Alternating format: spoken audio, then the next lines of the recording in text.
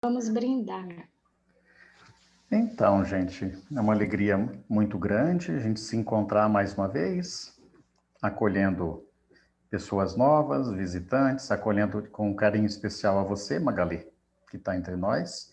Estava falando para a Magali agora há pouco que quem ia fazer o bate-papo, o ping-pong aí com ela, é a Lilian de Dourados, sua companheira também de caminhada, né?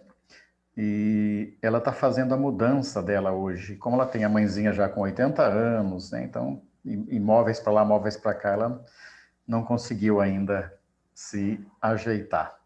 A gente passa então a palavra para a equipe que quer nos acolher.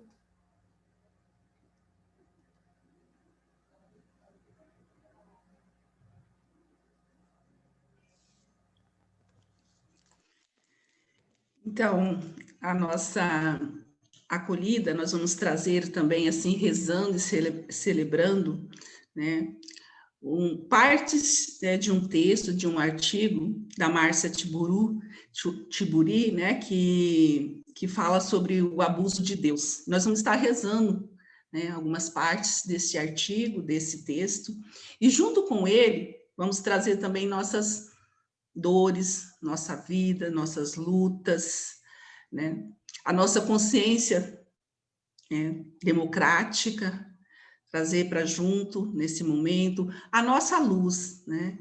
Que ela, ultimamente, precisa brilhar muito, principalmente no escuro, né? Nas dificuldades, né? E, de modo particular, também nós queremos trazer a nossa resistência, né? No esperançar, né? Então, vamos dar graça, né? Por essa resistência, por esse esperançar. Temos graça.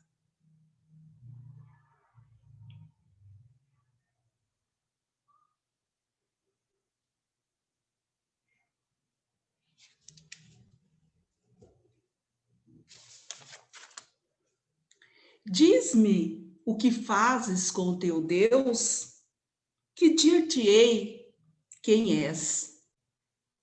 Deus é usado e constantemente abusado.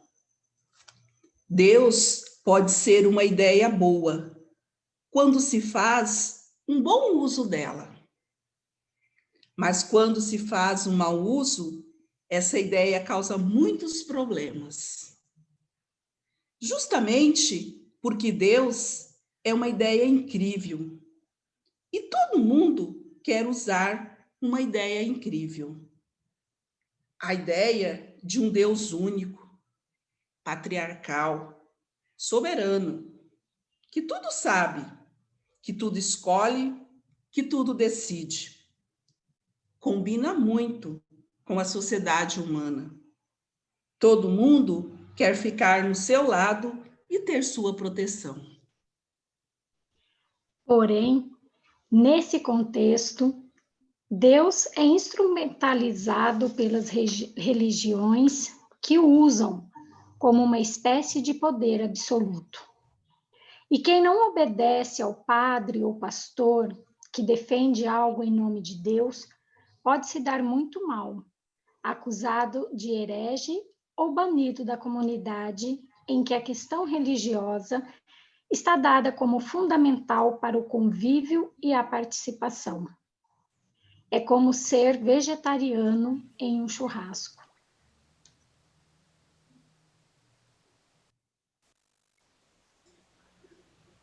E a Francisca ia completar essa frase, essa fala, mas ela está com dificuldade na internet. Se você falar, a gente escuta, tá, Francisca?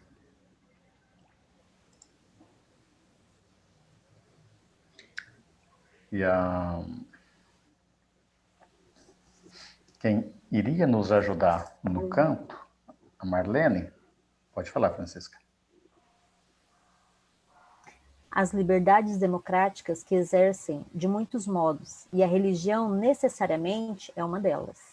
Isso nos faz pensar que a intolerância religiosa é um mecanismo de controle social.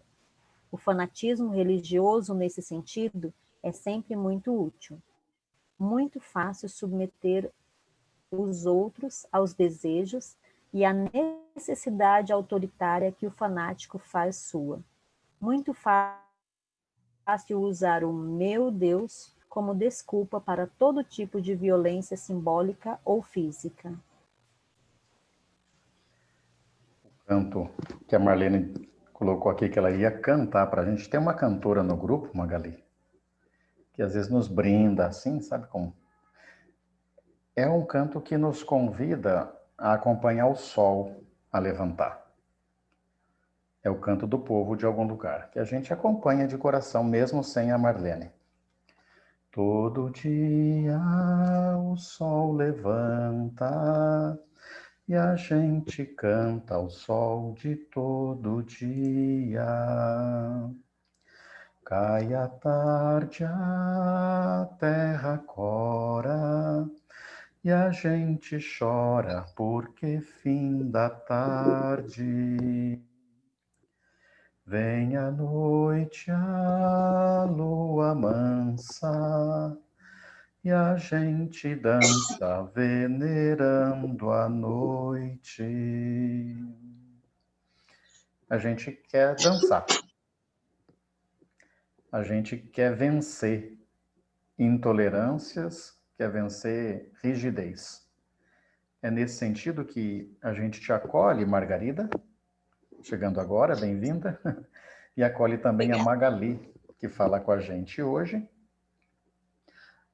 E eu vou pedir para você mesma se apresentar, Magali. A palavra é sua, seja bem-vinda. Com você. Muito obrigada. Boa noite, pessoal. Boa noite a cada um que está aqui nessa noite. É um prazer enorme estar com vocês.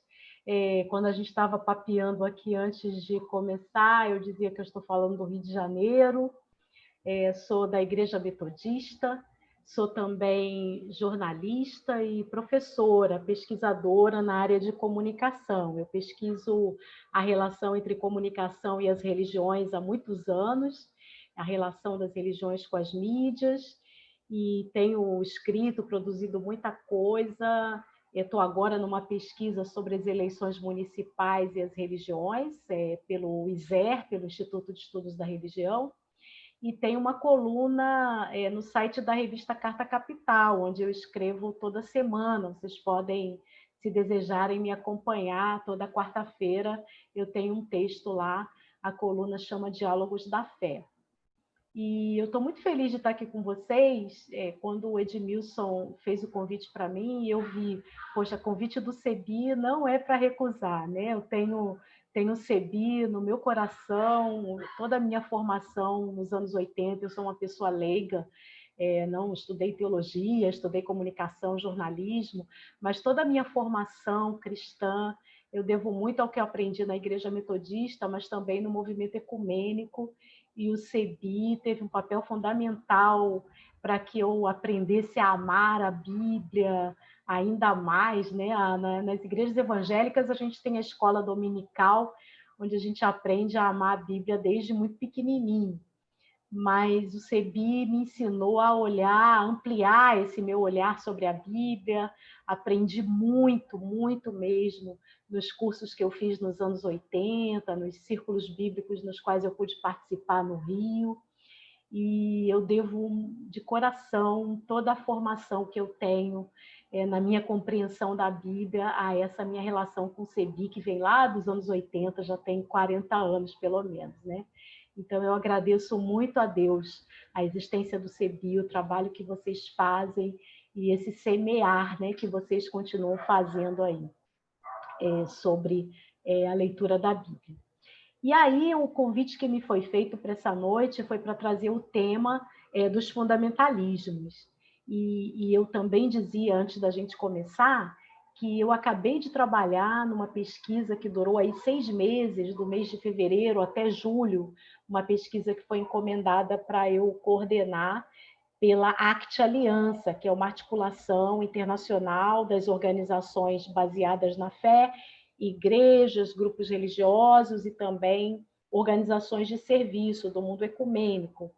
e essa ACT Aliança ela atua no mundo inteiro, tem um braço latino-americano e acabou de ser formada uma articulação sul-americana, que é o FESUR, é o Fórum Ecumênico do América do Sul, da ACT Aliança, que então promoveu essa pesquisa. Uma coisa importante, porque as organizações da ACT Aliança acharam que não deviam sair fazendo as coisas em relação aos fundamentalismos sem entender exatamente o que isto é.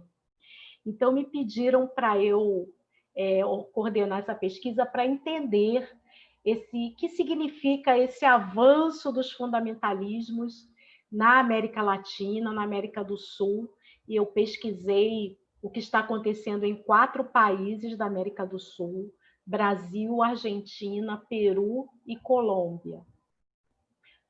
Li coisas sobre o que está acontecendo, conversei com muita gente que estuda este assunto nesses países, pessoas também que são ativistas, que estão ali atuando pelos movimentos sociais, nos grupos que atuam por direitos humanos, relacionados às igrejas, mas também não relacionados às igrejas. E tudo que eu coletei desses 6 meses de pesquisa, ele está tudo reunido em um livro que tem um formato eletrônico, é um e-book. Eu coloquei aí no chat para quem quiser, pode acessar gratuitamente este livro. É um livro que não é grande, ele tem 60 páginas, me parece uma publicação simples e fácil de ler. Inclusive, a diagramação está bem bacana, bem leve, né? Um tema é pesado, o tema é bem pesado, mas o livro foi montado de um jeito que facilita a leitura. Então, eu vou apresentar para vocês, nesses 20 minutos aqui primeiros da nossa conversa, um resumo, uma síntese do que está nesse livro.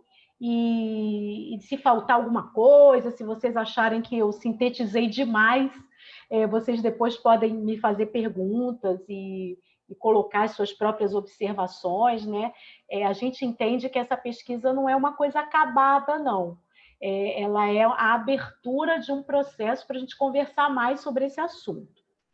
Então, uma das coisas que a ACT Aliança pensou quando pediu para essa pesquisa ser realizada foi olhar para esse contexto, o que está acontecendo e que tem em comum nesses 4 países.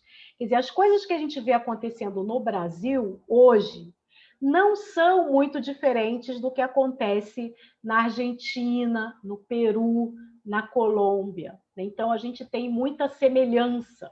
Depois eu tive a chance de apresentar isso para pessoas de outros países, do Chile, da Nicarágua, do México, da Venezuela, e as pessoas foram dizendo, olha, o que você está falando aí também é muito semelhante ao que está acontecendo em outros países. Então, a gente não está sozinho na observação do que está acontecendo.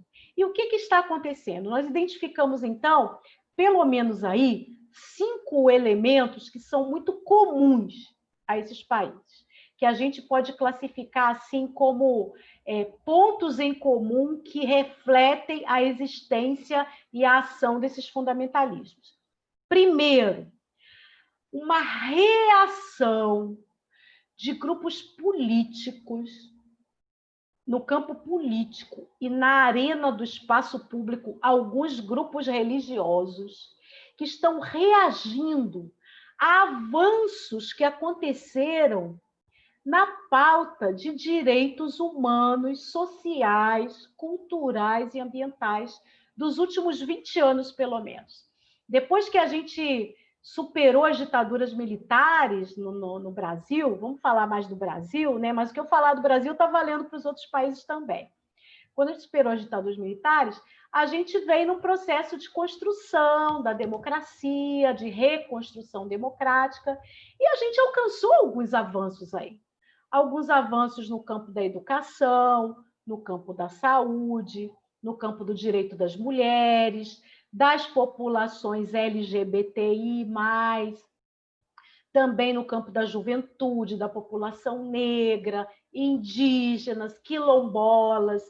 A gente não pode dizer que a gente tem realizações plenas, mas que a gente conseguiu alguns avanços, a gente conseguiu. principalmente depois dos governos de esquerda no país, depois que o PT assumiu em 2003. Mas, ainda assim, no tempo do Fernando Henrique Cardoso, um governo de social-democracia, houve avanços. Por exemplo, as delegacias da mulher, elas apareceram no tempo do governo Fernando Henrique Cardoso, para buscar uma superação da violência. A superação da questão da AIDS no Brasil, já vinham lá dos anos 90. É que com os governos do PT, houve um avanço ainda maior, com vários direitos conquistados, né? E o que a gente vê nos últimos, pelo menos aí, 10 anos, com muita força, é uma reação muito grande, um reacionarismo forte para frear, barrar estes avanços que foram alcançados. E não só barrar, retroceder, com legislação que retroceda a períodos ainda anteriores à ditadura militar. Questão da previdência social, questão dos direitos trabalhistas, questão de demarcação de terras indígenas, enfim, um retrocesso muito forte. Segunda coisa que a gente observa, a pauta referente a gênero, uma pauta muito forte, um foco no impedimento de avanços de pautas referentes a mulheres e a população LGBTI+. A gente vê no Brasil, por exemplo, o freio no Plano Nacional de Educação para que a questão de gênero não fosse tratada. A mesma coisa aconteceu na Colômbia, a mesma coisa aconteceu no Peru. Na Argentina, houve toda aquela pauta da discussão sobre a legislação da interrupção da gravidez espontânea, e aí houve toda uma legislação que foi colocada para o Congresso Nacional e houve um impedimento disso, apesar de aprovado na Câmara, foi impedido no Senado, mas houve todo um movimento de grupos os mais diversos para barrar essa legislação na Argentina. Movimentos chamados pró-vida, que têm atuado com muita intensidade, tanto no campo da educação, quanto no campo do judiciário, né, para impedir avanços vários aí em questão de saúde das mulheres, em questões outras que a gente não tem tempo aqui de detalhar. Então, essa pauta de gênero é uma pauta muito forte. Outro elemento comum nos 4 países é a questão do pânico moral e da imposição do medo. Todo esse movimento reacionário tem trabalhado muito com divulgação em mídias, especialmente mídias na internet, mídias digitais, de uma pauta de pânico moral, de colocar medo nas pessoas, com ideias de que a família vai ser destruída, né, de que vai se ensinar pedofilia nas escolas, que educação sexual é para erotizar as crianças. Então, se coloca um pânico, uma ideia de medo, né, que vai criando nas pessoas uma rejeição a grupos, a movimentos, a pautas, por conta desse medo que é criado nas pessoas. E com muito uso de mentira, muito uso de calúnia, desinformação, as chamadas fake news, que é um nome chique para uma coisa que a gente fala simples, que é mentira, né? Informação falsa. Um outro elemento comum aí nos 4 países é uma nova fase do neoliberalismo, que é essa proposta econômica de retirada do Estado de várias frentes da realidade social, de que o Estado se retire do cuidado com a educação, de que o Estado se retire do cuidado com a saúde, de que o Estado se retire naquilo que diz respeito aos trabalhadores, aos aposentados. Então, a gente tem aí o neoliberalismo já há mais de 30 anos, né, em atuação, 30 anos desde os anos 90, mas a gente vê agora uma nova fase, porque o neoliberalismo fracassou em muitos países, né? A gente vê o aumento da pobreza, o aumento da desigualdade, o aumento de diversas situações que trazem empobrecimento e dificuldade da vida. O neoliberalismo não trouxe a felicidade pelo mercado, né, como se propagou muitas vezes, mas o neoliberalismo trouxe dificuldades. E apesar desse fracasso, o neoliberalismo vai se reinventando. Então, agora, uma ideia nova é de que as pessoas podem trabalhar por si mesmas, ninguém precisa ter chefe. Vamos ser empreendedores. É a ideia de empreendedorismo, que você pode ser feliz fazendo o seu próprio negócio, né? Essa ideia de que não precisa ter carteira assinada, não precisa de direitos trabalhistas. Aí a gente assiste lá o programa na televisão ensinando a fazer bolinho, e aí você vai vender bolinho e você vai ficar rico vendendo bolinho. Você vai ser um grande empresário vendendo bolinho, né? Ou fazendo máscara para vender para a Covid. Você vai ser um grande empresário, uma grande empresária fazendo máscaras. Essa é a ideia que hoje se coloca para as pessoas, a palavrinha mágica empreendedorismo. Só que aí um outro elemento que a gente viu nessa pesquisa é que a Covid, que foi uma novidade para todo mundo neste ano de 2020, essa pesquisa foi feita durante a Covid, eu ia viajar para entrevistar pessoas nos países, nem pude viajar, foi tudo feito pela internet, né, pelas plataformas, e o que a gente viu? Que a Covid só mostrou cada vez mais o fracasso do neoliberalismo, porque a saúde privada não deu conta e nunca daria de cuidar da população, né? A questão do trabalho que ficou aí comprometida, quem era autônomo, que era empreendedor, como é que ficou durante esse período da pandemia? Dependendo dos R$600 que foram arrancados do governo federal do Brasil. Arrancados, porque o que queria ser dado para as pessoas eram R$200, né? Enfim. Então, a Covid, é um outro ponto que a pesquisa mostrou, acabou colocando nitidamente o fracasso desse modelo e a necessidade de o Estado assumir o seu papel com as políticas públicas na área de saúde, na área do trabalho. Isso ficou muito nítido durante a Covid. Então, tudo isso que eu estou relatando para vocês é o panorama em que a gente identifica esses elementos como elementos que mostram como os fundamentalismos vão avançando por meio desses elementos. Mas quando eu falo fundamentalismos, eu estou falando exatamente de quê?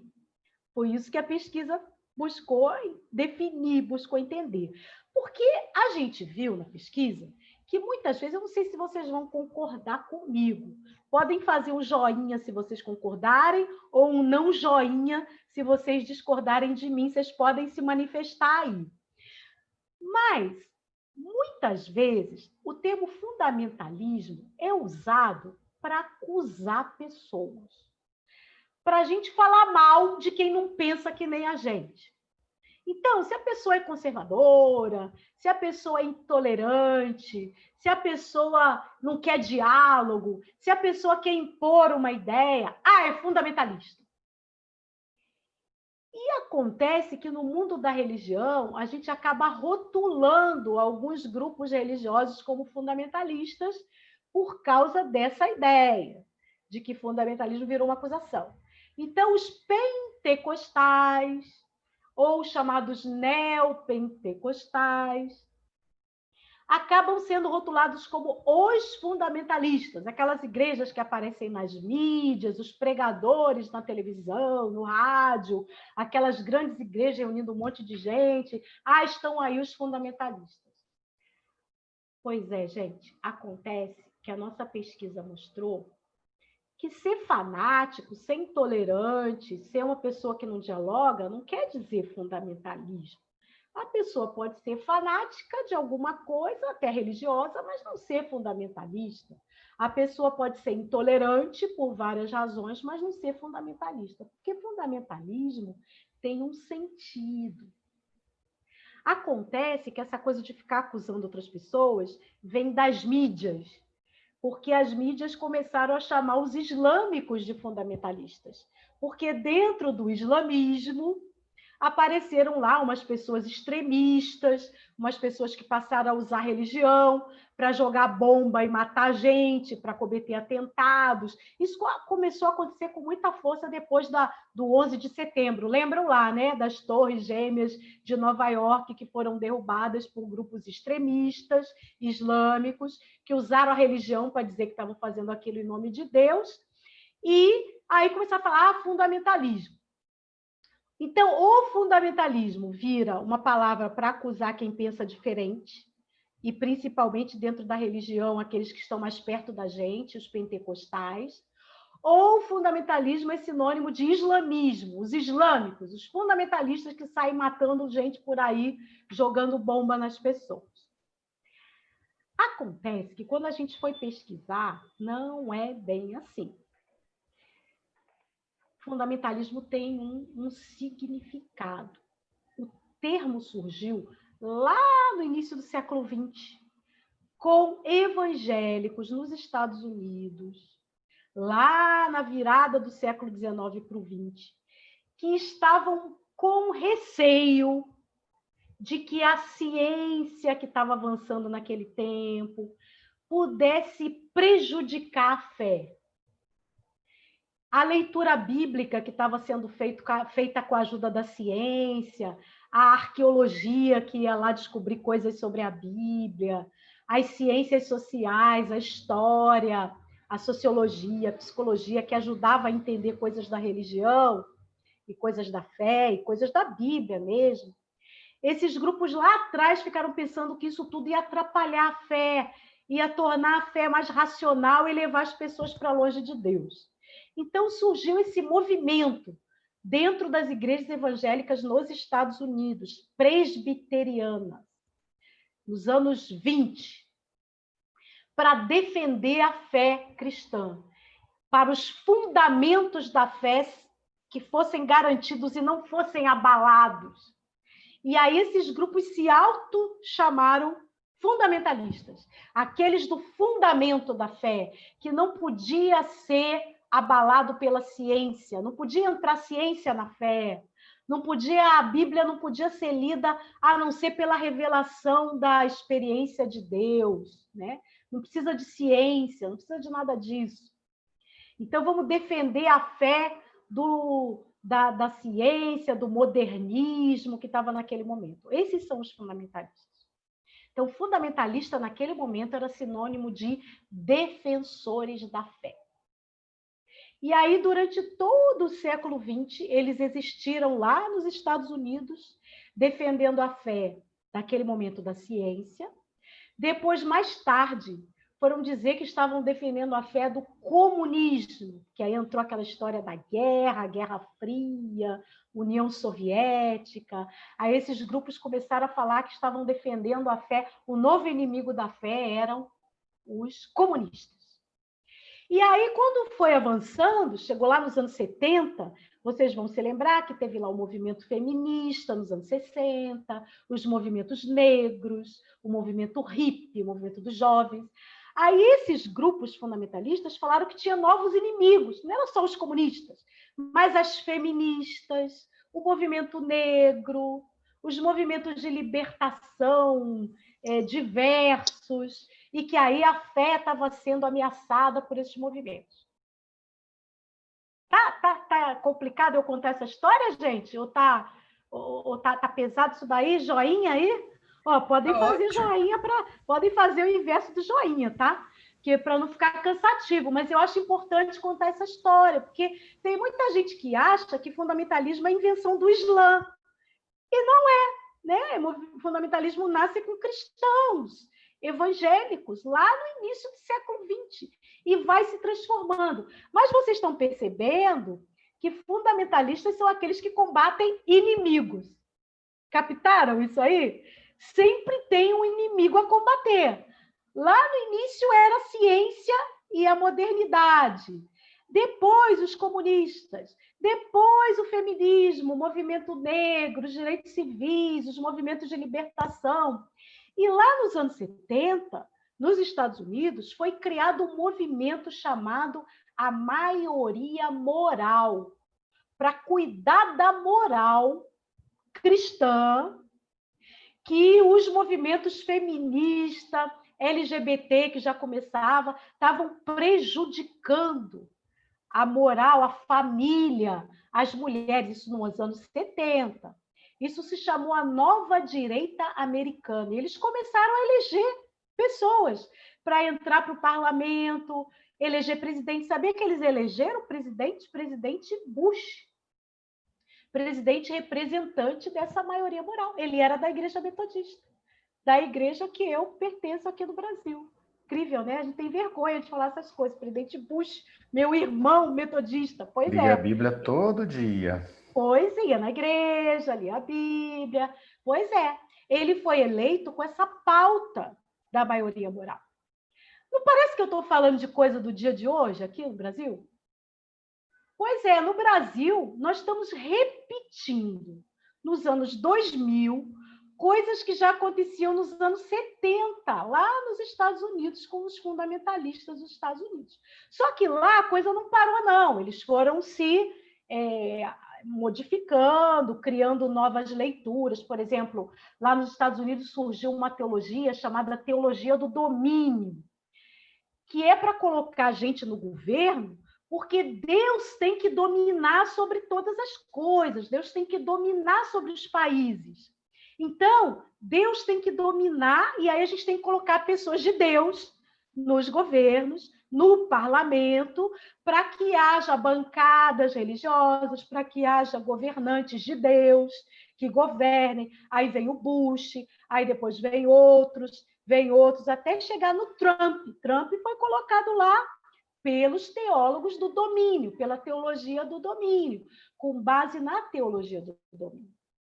E tem uma outra teologia que nasceu dos movimentos fundamentalistas mais recentes, que se chama teologia da reconstrução.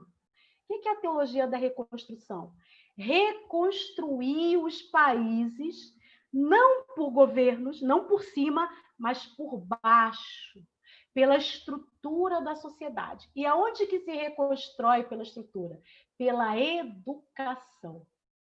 Os grupos religiosos têm que trabalhar com a educação, têm que entrar nas escolas, têm que trabalhar com professores, têm que trabalhar com a juventude que está nas escolas, para poder, a partir da educação, ir transformando a sociedade com os valores morais cristãos, com os valores da fé cristã.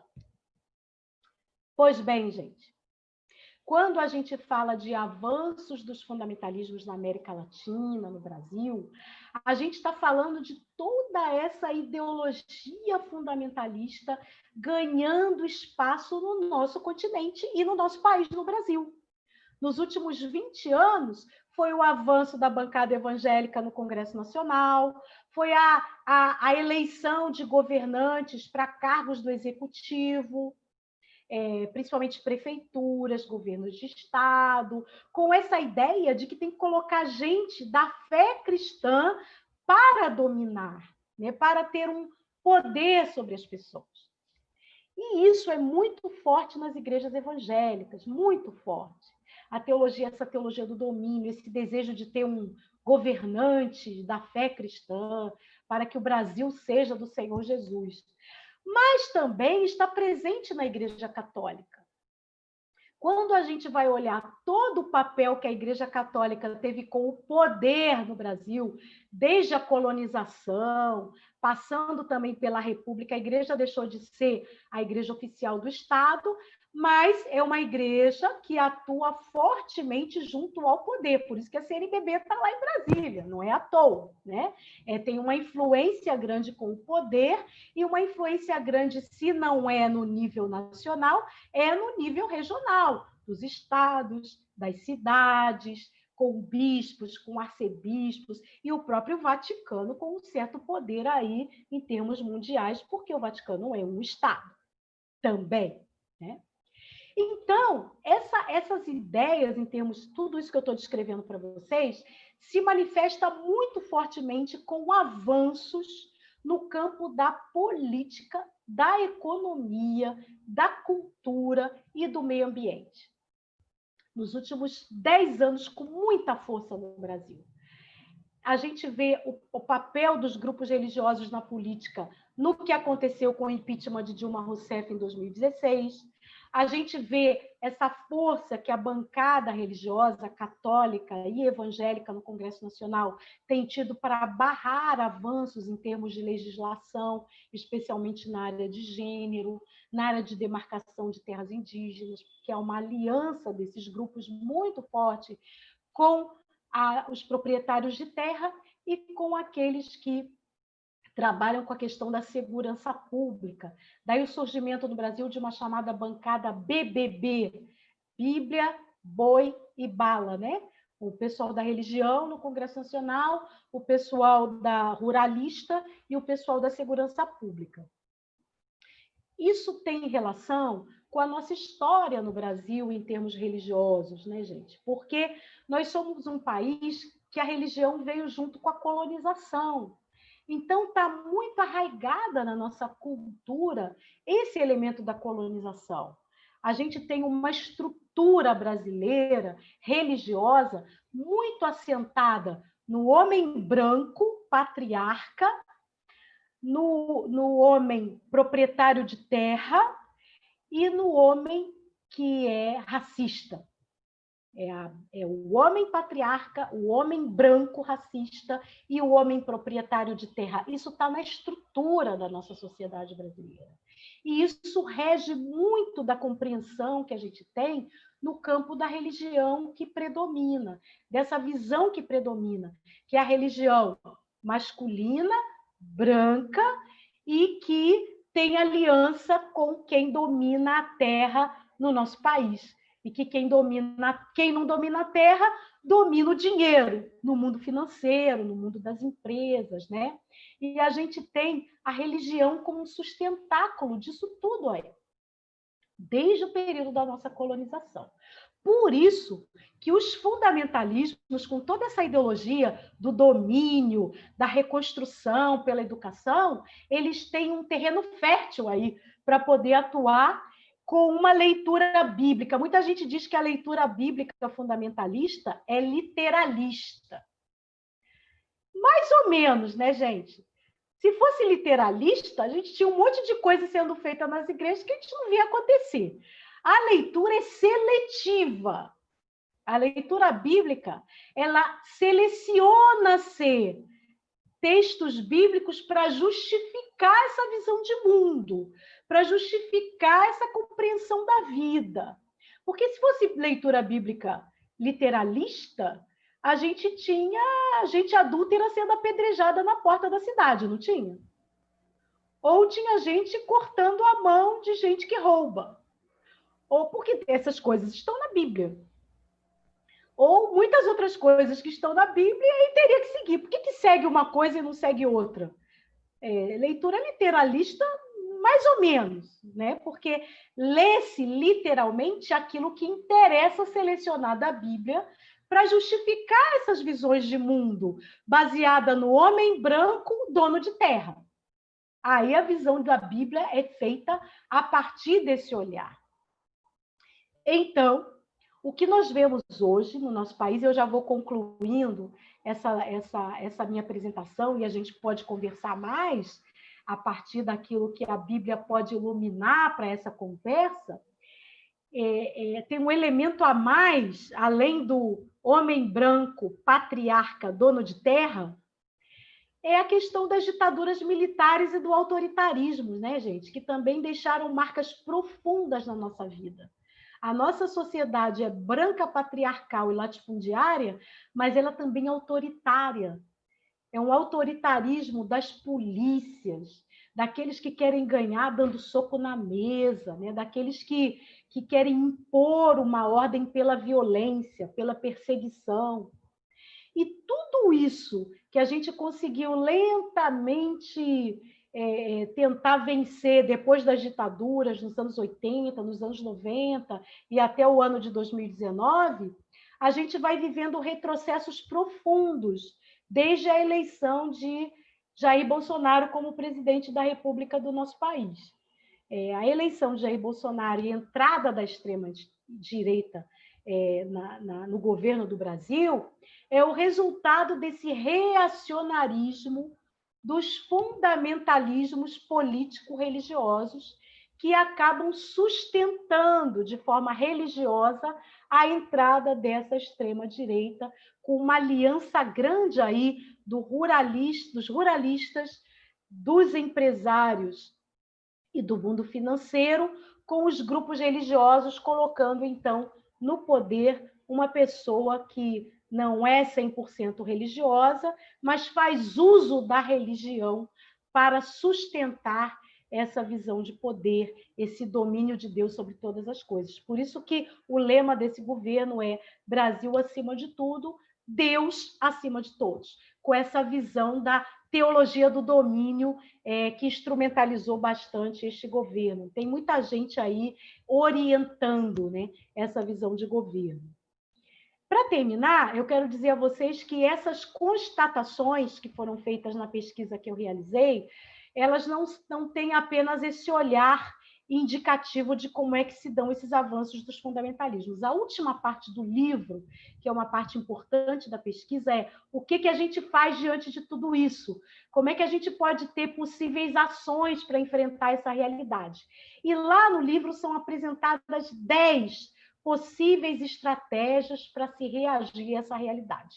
Eu vou destacar 3 para terminar a minha apresentação. 3 coisas que eu destaco dessas 10. Tem 10 coisas lá que vocês podem ler depois, mas eu vou destacar 3.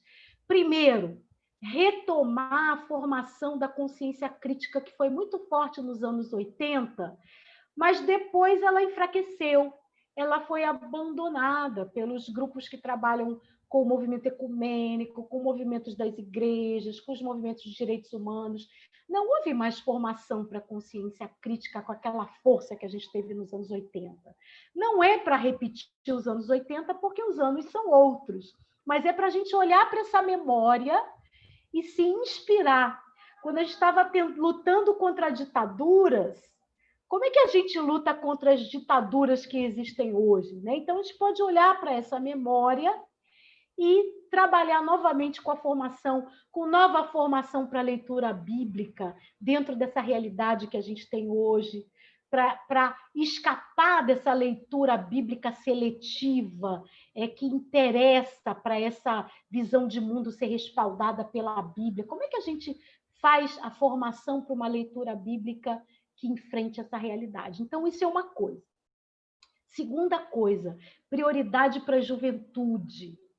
Estou vendo aí a carinha do João Vitor, né? Tão jovem aqui entre nós. Não sei se ele é o mais jovem mesmo, pelas carinhas que eu estou vendo aí, ele me parece ser o mais jovem. Pois é, João Vitor, a pesquisa disse que a gente tem que priorizar esse seu grupo aí, a juventude, porque a juventude, as pesquisas mostram que são as que menos são afetadas pelos fundamentalismos. Os fundamentalismos afetam mais gente de 35 anos em diante, com as suas mensagens. E os jovens não são afetados. Mas, pensando nisso, os movimentos fundamentalistas já estão trazendo aí movimentos para atingir jovens. Então, quem quer enfrentar fundamentalismos precisa priorizar. E trabalhar com jovens significa mudar a linguagem, mudar o jeito de fazer as coisas. Tem que entender como é que os jovens pensam, como é que os jovens atuam, como é que os jovens gostam das coisas e fazer as coisas do jeito jovem. Então, isso é a segunda coisa. E a terceira coisa de 10, tá? Estou destacando 3. Aprender a comunicar com mais eficiência. O que os grupos fundamentalistas fazem muito bem é espalhar mentira pela internet, pelo WhatsApp, pelo Facebook, pelo Instagram. E os grupos progressistas que trabalham com direitos humanos não sabem muito bem usar essas plataformas. Como é que se cria um áudio que seja eficaz? Como é que a gente faz um vídeo que atinja as pessoas? Como é que a gente posta uma coisa que viralize? A gente precisa saber usar esses instrumentos. Muita gente demoniza esses instrumentos, mas se a gente quer ganhar essa corrida aí, a gente precisa entrar nesses instrumentos que são utilizados muito bem pelos grupos fundamentalistas. E não só saber usar, mas tem a linguagem que seja atraente, linguagem que alcance as pessoas, aquilo que as pessoas gostariam de ouvir, com um conteúdo que seja libertador. Eu deixo essas 3, mas tem outras 7, que eu convido vocês a lerem depois, possíveis estratégias de reação. E aí eu paro por aqui, senão vocês vão dormir, tá bom? Então, vamos parar por aqui e deixo agora a condução dos próximos passos da nossa noite aí com o que vier. Obrigada, viu, gente? Eu posso fazer uma pergunta, Magali? Pode. Eu queria saber qual que é a relação do fundamentalismo com o conservadorismo, né? Que a gente ouve muito mais o termo conservador do que fundamentalista, né? Sim, sim, Leon. É o seguinte, tem muita gente, especialmente gente da academia e algumas pessoas no campo das igrejas, que não gostam de usar o termo fundamentalista e usam o termo conservador. Mas conservador é muito diferente de fundamentalismo. O que é uma pessoa conservadora?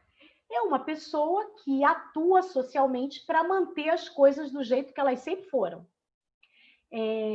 No campo da ciência política, são os grupos da política que atuam para a manutenção do status quo, para a manutenção da estrutura social como ela está arraigada. Então, os grupos conservadores são aqueles que querem manter a estrutura, se a gente fala do Brasil, branca, patriarcal e latifundiária, que é a nossa estrutura que vem como estrutura do Brasil desde que Brasil é Brasil. Então, isso seria o conservadorismo.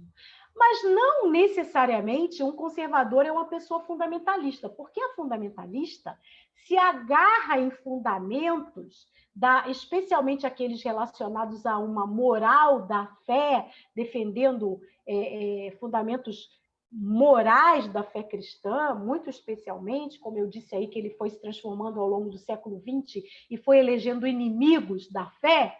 E esses inimigos da fé geralmente são as pessoas que trazem, os grupos que trazem o novo. Então, os fundamentalistas são contrários ao novo, assim como os conservadores, mas, diferente dos conservadores, os fundamentalistas querem eliminar esses inimigos. Eles não admitem a existência desses grupos.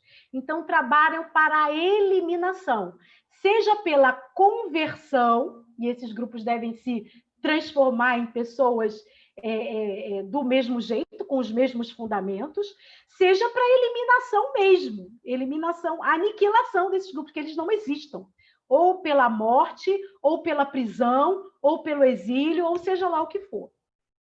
Então, o fundamentalismo ele se caracteriza por um ultraconservadorismo.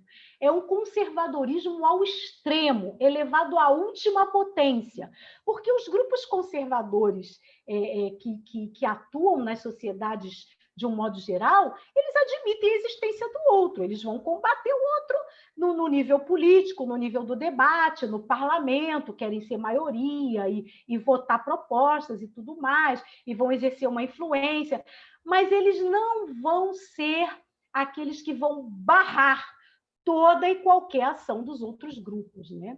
Então, os grupos fundamentalistas, por isso, eles se aproximam muito da extrema-direita, porque a extrema-direita trabalha para aniquilação total. Por isso que aparece a questão do armamento, de armar a população, é uma ação de aniquilação dos inimigos de forma extrema. Por isso que alguns grupos islâmicos, utilizando bombas, destruindo o outro, né, são identificados como fundamentalistas. Sim, são.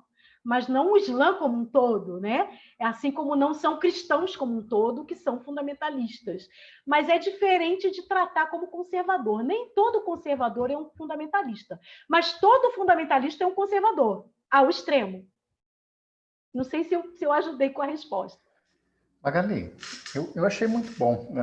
Tá gostoso te ouvir, os comentários, né, a reação do olhar, né, fazendo bem. Acho que antes de ir para o grupo, eu queria pedir que ainda você tratasse outros dois conceitos, sobre os quais também você tem escrito, né? Cristofascismo e cristofobia. Dá para você falar rapidinho? Acho que ajuda a gente. Dá sim. Dá sim.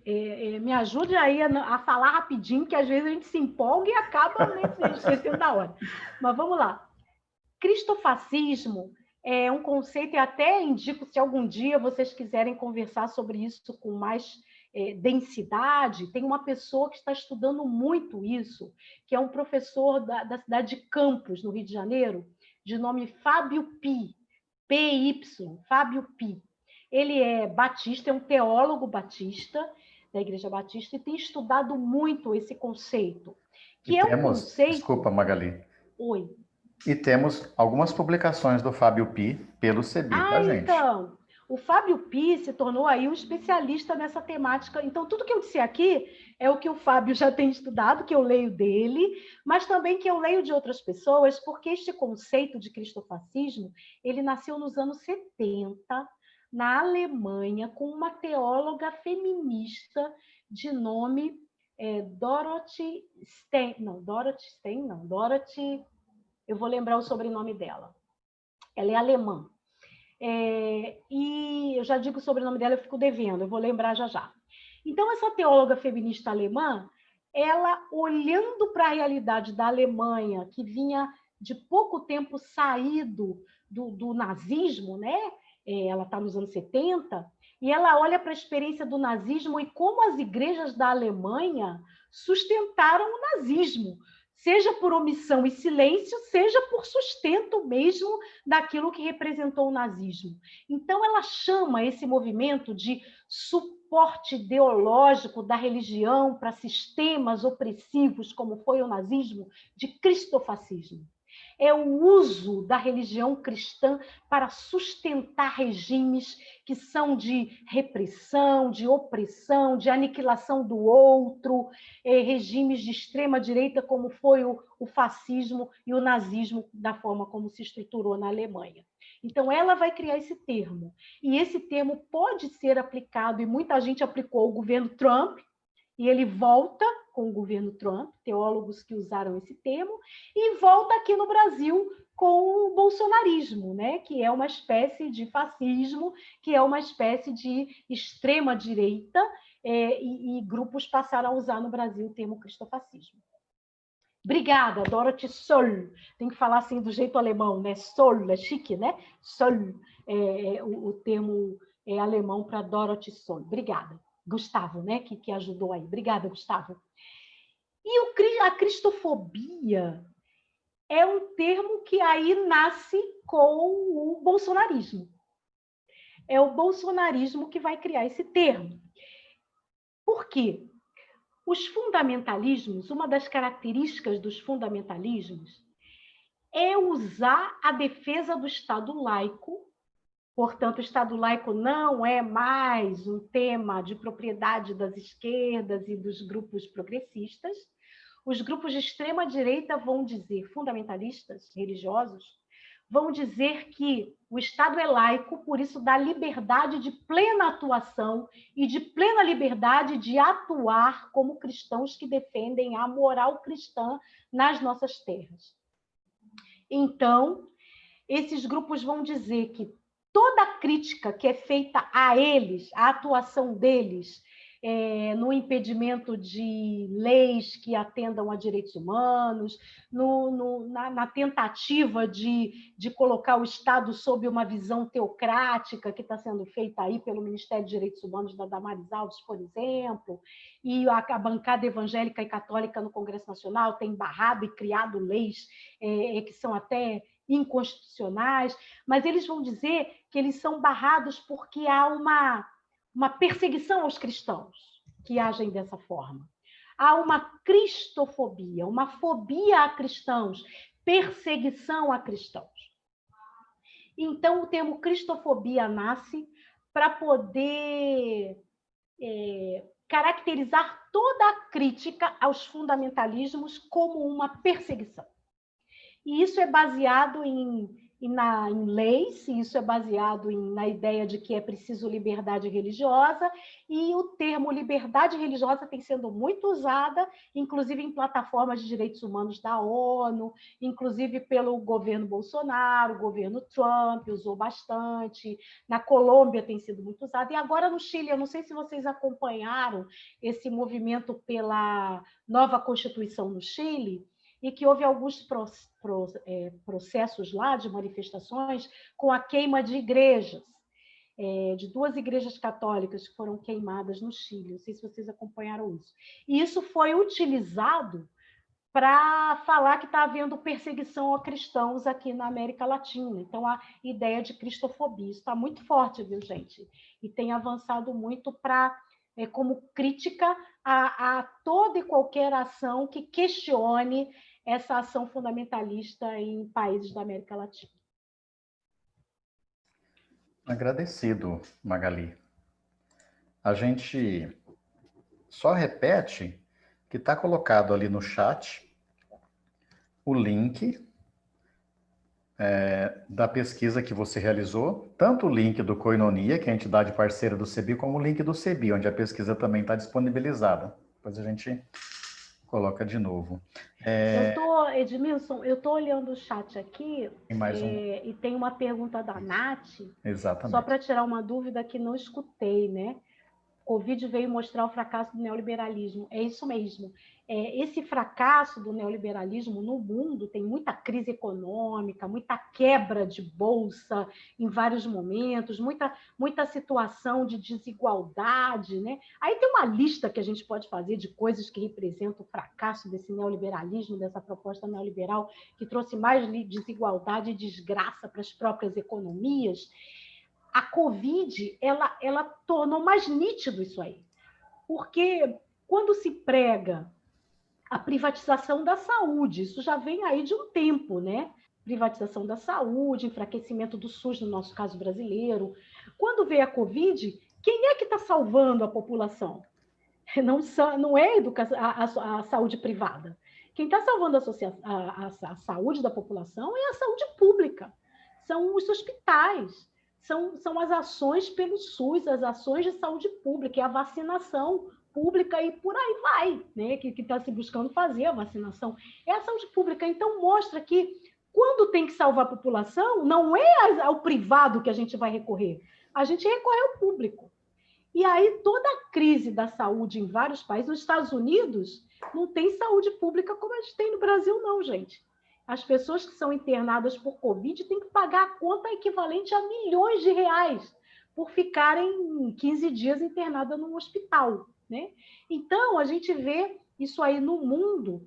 A Covid acabou demarcando, e a crise da questão trabalhista que a Covid causou. Quer dizer, uma pessoa que é empreendedora e vende bolinho para ficar rica, como é que ela se vira quando ela não vai poder vender bolinho para ninguém?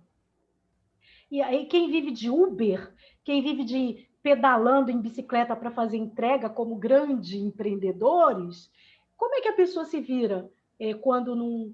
Quem que sustenta essa pessoa? Onde é que ela vai encontrar apoio? A iniciativa privada não dá esse apoio. Quem dá apoio é o Estado.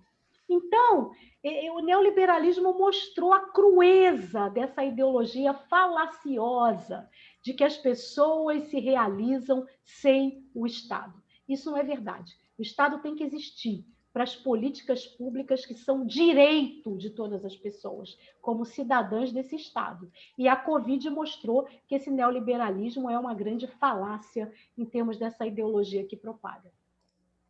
Viu, Nath? Desculpa que eu falei demais aí. E tem a pergunta da Marcília, a escola domiciliar. Sim, tem alguma ligação com essa questão total, Marcília? Essa coisa de homeschooling, nome chique, né? Para escola em casa, escola domiciliar. O Ministério da Damares Alves, junto com o Ministério da Educação, tem criado projetos para isso. Mas isso vem, sabe de onde? Dos anos 70, do fundamentalismo dos Estados Unidos, lá do reconstrucionismo. Lembram que eu falei aquele reconstrucionismo, teologia reconstrucionista, que é para vir das bases, para transformar as bases? E essa ideia de homeschooling. O Trump colocou uma ministra da Educação nos Estados Unidos, que é uma das autoras de projeto de homeschooling lá nos Estados Unidos, né? E isso está vindo com força aqui no Brasil, inclusive com ideias importadas lá dos Estados Unidos. Que bom, Magali. A gente quer socializar um pouquinho a conversa, fazendo sempre o link daquilo que é algo muito nosso, e você abordou bastante, que é uma leitura libertadora e não escravagista dos textos bíblicos. Então, a gente vai escutar um pequeno texto bíblico agora. Eu sei que tem muita pergunta, né? Mas também você descansa, respira, e a gente vai 25 minutos, meia hora para grupos, com tudo isso que você colocou para a gente, e algumas questões para a gente pensar, não como camisa de força, né, mas como orientação ali. Então, enquanto a Francisca lê o texto bíblico, que é tirado do Evangelho de Mateus, é um texto escrito Lá pelos anos 80, quando as autoridades, algumas autoridades judaicas estavam manipulando a religião, e aí os cristãos da comunidade de Mateus começaram a dizer, ó, cuidado, tem 7 ais ali, né, que não são todos da boca de Jesus, mas da época dos anos 80, criticando um modelo de religião opressora. A gente vai escutar um pedacinho para depois ir lá conversar. Mateus capítulo 23, do 1 ao 12. Então Jesus falou às multidões e a seus discípulos. Os doutores da lei e os fariseus estão sentados na cátedra de Moisés. Portanto, façam e observem tudo quanto eles disserem a vocês. Porém, não imitem as ações deles, porque dizem, mas não fazem. Amarram fardos pesados e os impõem no ombro das pessoas, mas eles mesmos não estão dispostos a movê-los nem sequer com um dedo. Praticam todas as suas ações para serem vistos pelas pessoas. De fato, usam faixas largas na testa e nos braços, e põem longas franjas nas roupas. Gostam de ocupar o posto de honra nos banquetes e nos primeiros lugares nas sinagogas. Gostam de ser cumprimentados nas praças e ser chamados de mestres pelas pessoas. Vocês, porém, não deixem que os chamem de mestres, pois um só é o mestre de vocês, e vocês todos são irmãos. Na terra, não chamem ninguém de pai, pois um só é o Pai de vocês, o Celeste. Não deixem que os chamem de líderes, pois um só é o líder de vocês, o Messias. O maior de vocês será aquele que o serve. Quem se exalta será humilhado, e quem se humilha será exaltado. Agradecido, Francisca. Pensando nesse texto, que algumas pessoas já receberam, inclusive, né? Já se prepararam com o roteiro, outros estamos vendo agora, não é problema. A gente queria, então, ir para o grupo com 3 perguntinhas. Primeiro, o que é que nos chamou a atenção sobre, a partir das provocações feitas pela Magali? Segundo, como o texto bíblico nos ajuda nessa reflexão? E terceiro, ela já começou na parte final a apontar caminhos.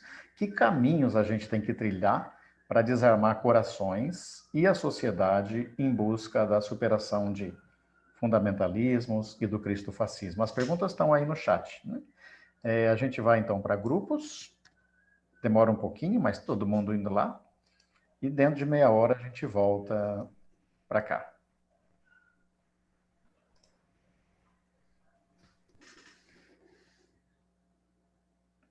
Podem aguardar que a gente vai se encontrando ali nos grupos.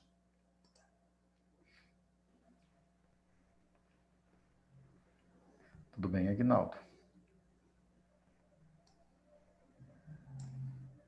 Edmilson, eu vou dar uma levantada aqui, tá? Por gentileza. Eu volto.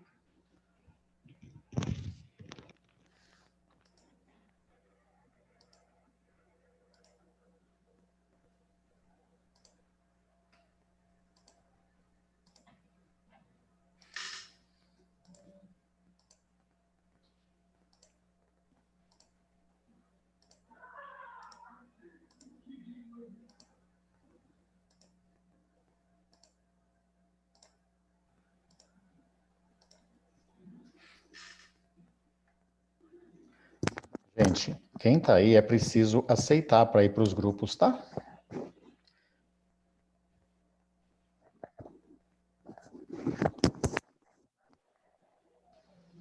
Não apareceu nada para mim.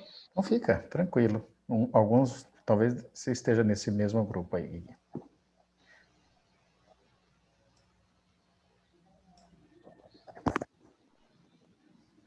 Então,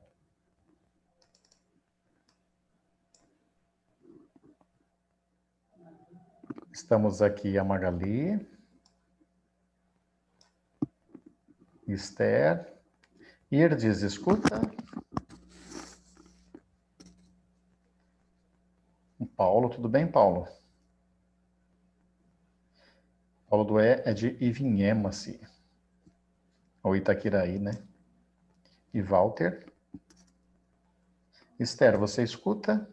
A Esther, às vezes, tem dificuldade de acompanhar. Guigui, deixa eu só dar uma olhadinha, ó. Vamos ver que grupo que você estaria e não foi jogado para lá. No grupo 5. Só um minutinho, vamos.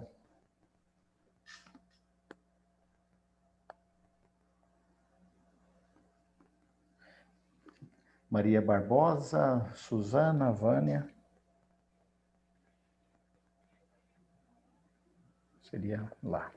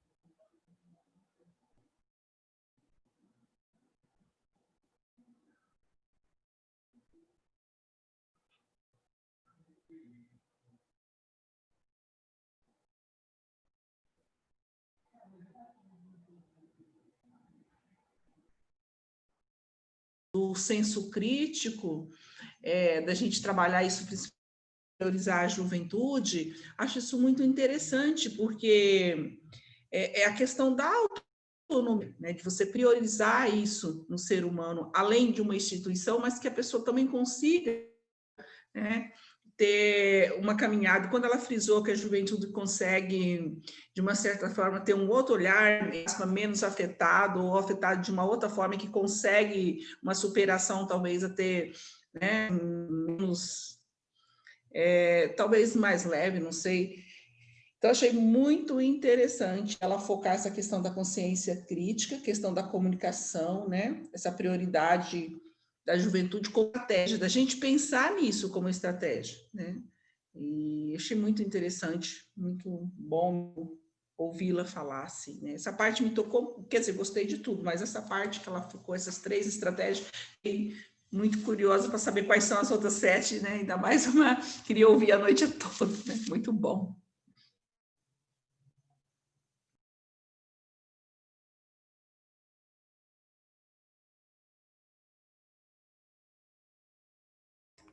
Ó, eu entrei para dar um oi rápido e tem uma sala que está com menos gente, aí eu vou ver se estão conseguindo lá entrar todo mundo, tá? Vamos ver você, Sandra, vamos você, João. Daiane e o Dué não estão conseguindo, né, falar? São lá de Itaquiraí. Olá, boa noite, Edmilson. Tudo bom? Oi! Oi! Ai, Paulo, eu e o Paulo estamos se cruzando, nós não estamos juntos, Edmilson. Bem-vindos. Depois vocês se A gente apresentem. eu só não estou aparecendo, mas eu estou ouvindo tudo. Legal. Tá bom, então. Continue. Pelo menos tentando. Uhum. Beleza.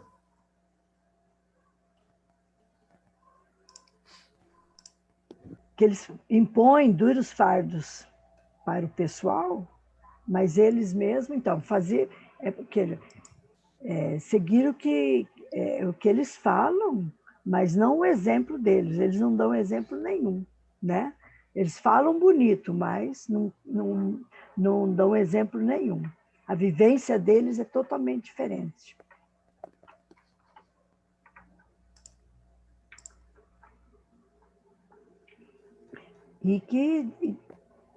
Oi, você está sem som, Amélia. Tinha mais pessoas aqui, saíram todas. Ah, o Edmilson.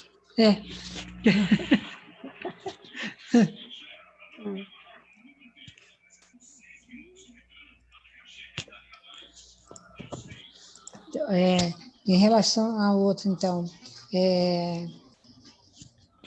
da fala da Magali, mais alguma coisa?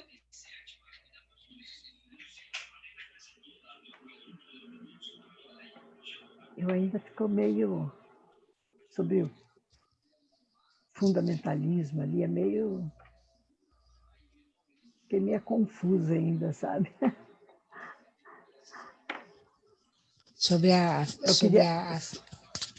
Fala.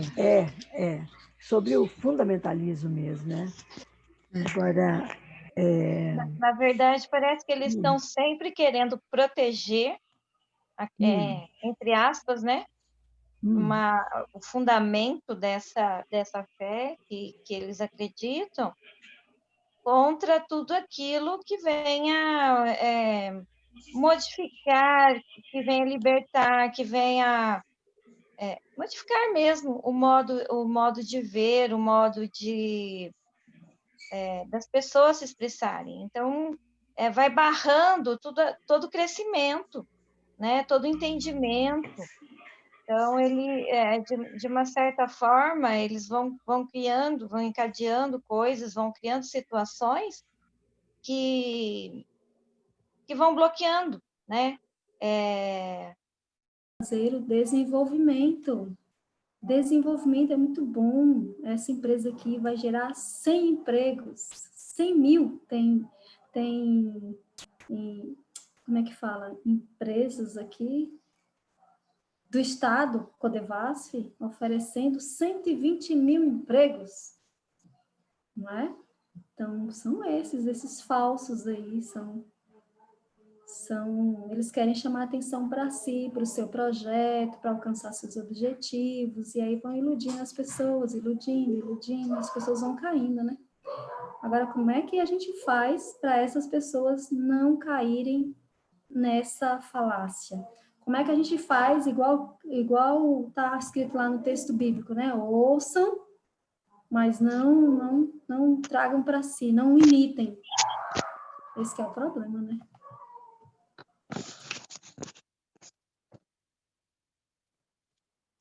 Magali chegou aqui na sala 2? Eu cheguei, mas eu quero só escutar, eu já falei demais. Legal. Estou aqui, estou ouvindo tudo. Tranquilo.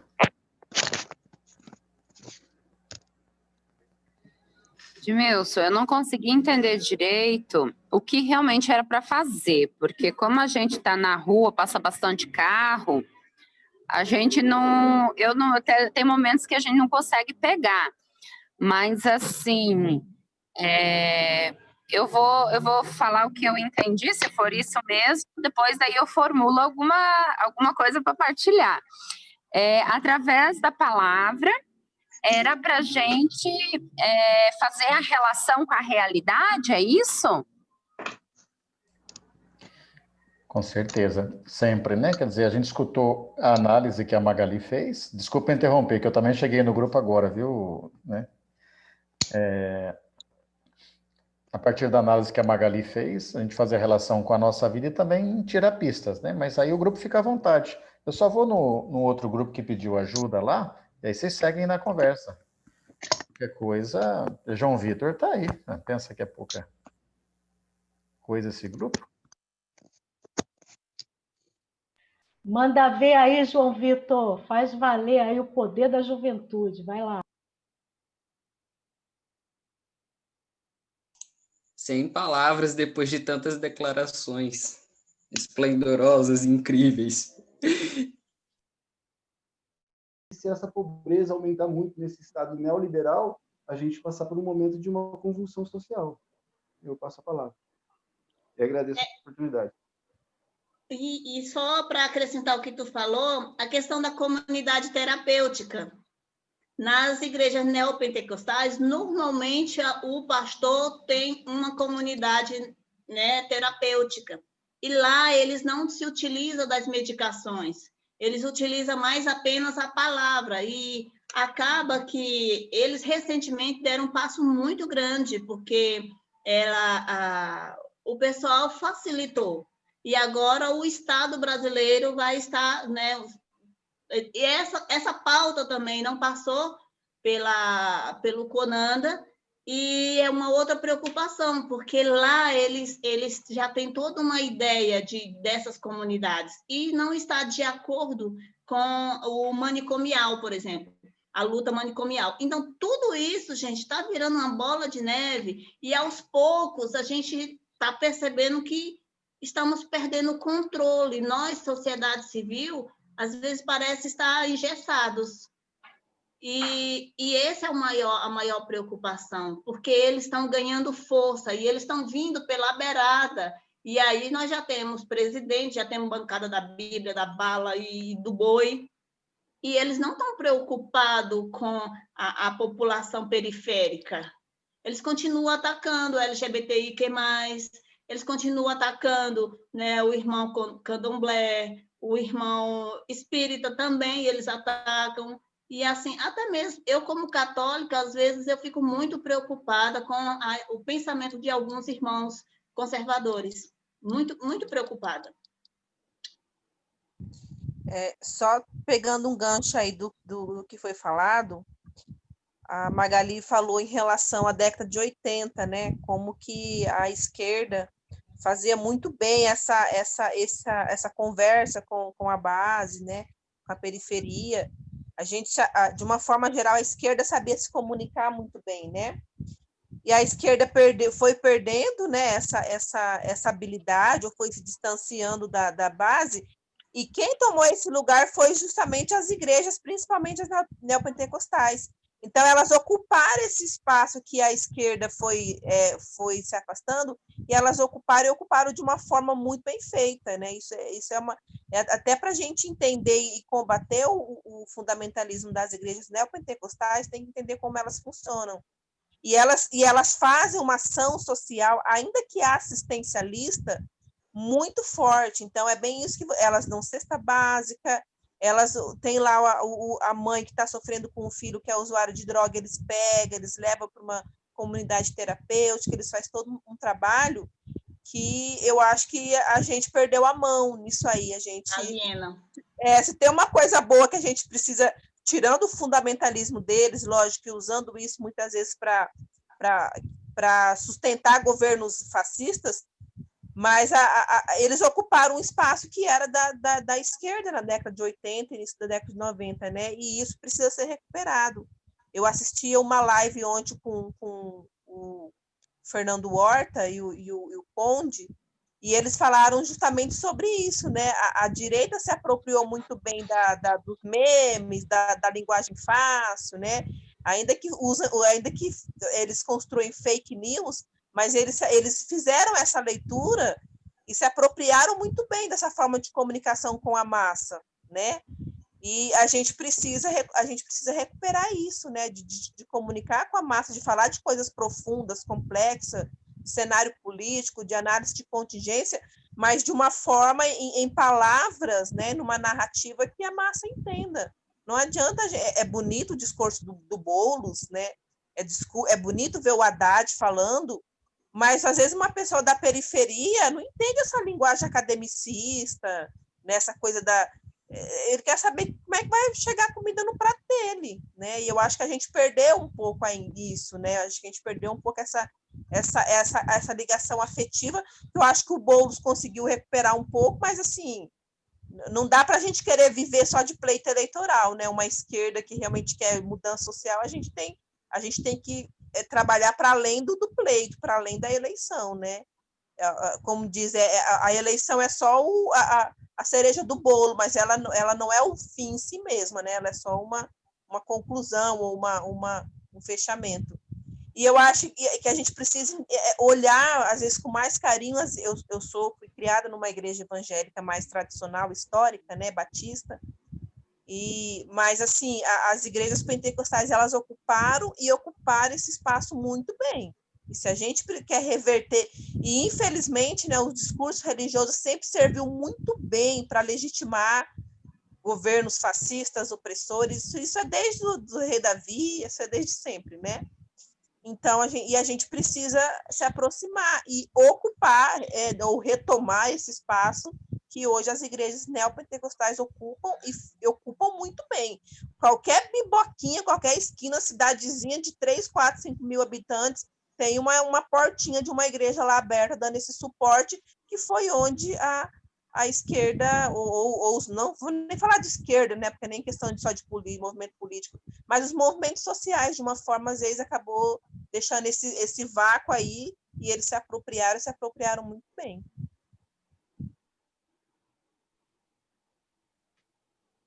Muito bom, né? Oi, posso... Estão me ouvindo? A gente escuta bem, Gustavo. Ah, sim, que bom. Vocês desculpem aí, porque eu tenho uma criancinha de 3 meses, né? Mas eu estou aqui ouvindo e aproveitando bem essa partilha, viu?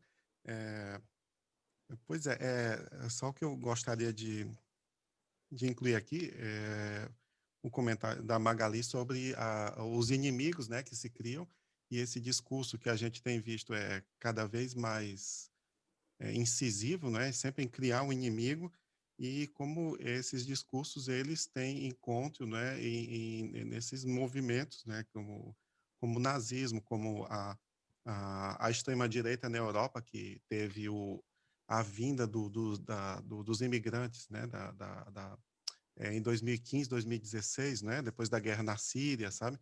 Isso foi como um presente para a extrema-direita na Europa, porque eles se aproveitaram desse momento para criar o medo nas pessoas, e foi nessa época que a extrema-direita saiu de 10% para 30%, né, porque se aproveitavam disso. E eu noto também isso assim nas igrejas, né, que estão sempre criando sempre o inimigo, a necessidade do inimigo, né? Aí eu estava lendo também uma obra que se chama o racismo no dia a dia, não é? Tá em alemão, viu? É porque eu moro na Áustria bem, eu tenho lido isso aqui como formação complementar, e ele fala disso, essa criação, a tradução que eu vi da palavra é ou inimigo ou bicho-papão, né? Não sei se essa palavra soa bem, né? Então você tem que ter sempre um bicho-papão, alguma coisa que vai fazer medo ao outro, e é isso, né? São os instrumentos que esses grupos utilizam, e que, infelizmente, também igrejas se utilizam da mesma estratégia, né? De criar um inimigo e isso fomentar o outro com base no medo.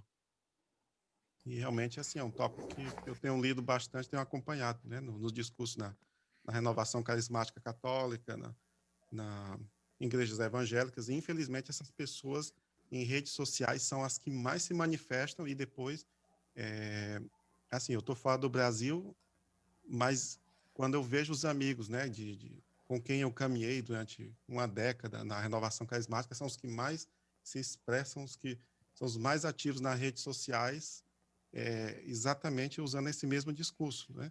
Então, às vezes dá a impressão que todo mundo é desse jeito, e a gente acaba quase que generalizando, porque eles são poucos, mas são muito ativos e falam muito, né? Então, era essa, assim, a partilha de momento com vocês, viu?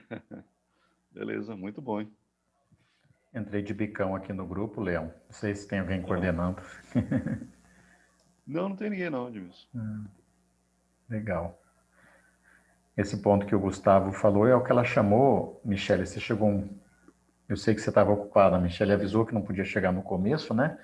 Ela começou falando da reação às conquistas sociais, né? Depois ela falou da questão da pauta de gênero, como está sendo atacada, e teve um terceiro ponto, que é exatamente isso que o Gustavo falou, que é a criação do chamado pânico moral, né? É o tal do bicho-papão. Ou é a modernidade, ou são os comunistas, ou são os gays, ou são os petistas, né? Você vai mudando de bicho-papão a ser atacado. Aí a boiada tem que correr estourado mesmo, né? Que o bicho-papão está vindo. Então, é interessante essas análises sobre o pânico moral, né? Como que a gente, a partir do medo, você faz o que você quer, né? Então... O pânico e o medo, né, não é uma crise, é um projeto, vou parafrasear o Darcy Ribeiro, porque eu estava lendo também uma análise sobre a questão de como o medo é muito lucrativo, né, de como as empresas de segurança que trabalham aí com instalação de cerca elétrica, enfim, e até a questão do armamento também, né, como que ele se apropriou muito do discurso do medo para lucrar com o medo, porque o capitalismo tudo é lucro, né? Não importa qual vai ser o discurso, enquanto que o discurso traga lucro, né? E eles se apropriaram do medo. Então, quando a gente fala-se muito no medo, hoje, esses programas de Datena, Siqueira e companhia, que se você espreme a TV sai sangue, né? Ele serve muito bem a esse propósito de deixar a população sempre com muito medo, né? E uma população com medo fragilizada, e chega alguém com um falso Messias, um Jair Messias Bolsonaro, com a proposta de que ele vai te dar segurança, porque ele vai matar bandido, porque ele vai te dar arma, eu acho assim, por mais a gente chama o povo de gado, mas eu acho também a gente tem que ser empático e se colocar no lugar dessa pessoa que trabalha ali 12 horas por dia para conseguir o mínimo para sua família, e chega no final do dia e se alimenta desses programas sanguinários. E aí ele fica também meio tipo, nossa, é verdade, vai ter um cara que vai me defender, o Jair Messias Bolsonaro vai me defender, né? E até para a gente saber dialogar com essas pessoas. É difícil, tem dia que eu fico puta nas redes sociais com esse povo.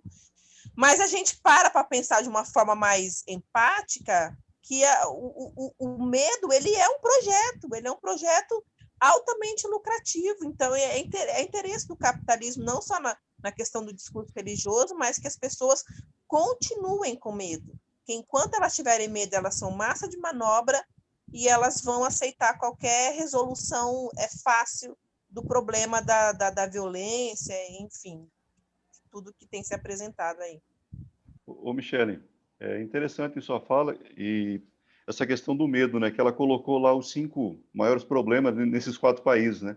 E ela também mostra soluções, né, para a gente tentar, né, que você falou a questão da mídia social, né, ela colocou os 3 lá, a retomada, né, dessa formação, né, da consciência crítica e também da comunicação, né, tanto de áudio, vídeo, né, então é uma forma de tentar novamente se reestruturar para poder enfrentar, né, esses grupos que colocam medo, né, para tentar assim, desestabilizar esse pessoal, né, e mostrar que também do outro lado também tem gente inteligente, né? Capaz de espantar o medo, né? O bicho-papão, né? Que nem o rapaz falou.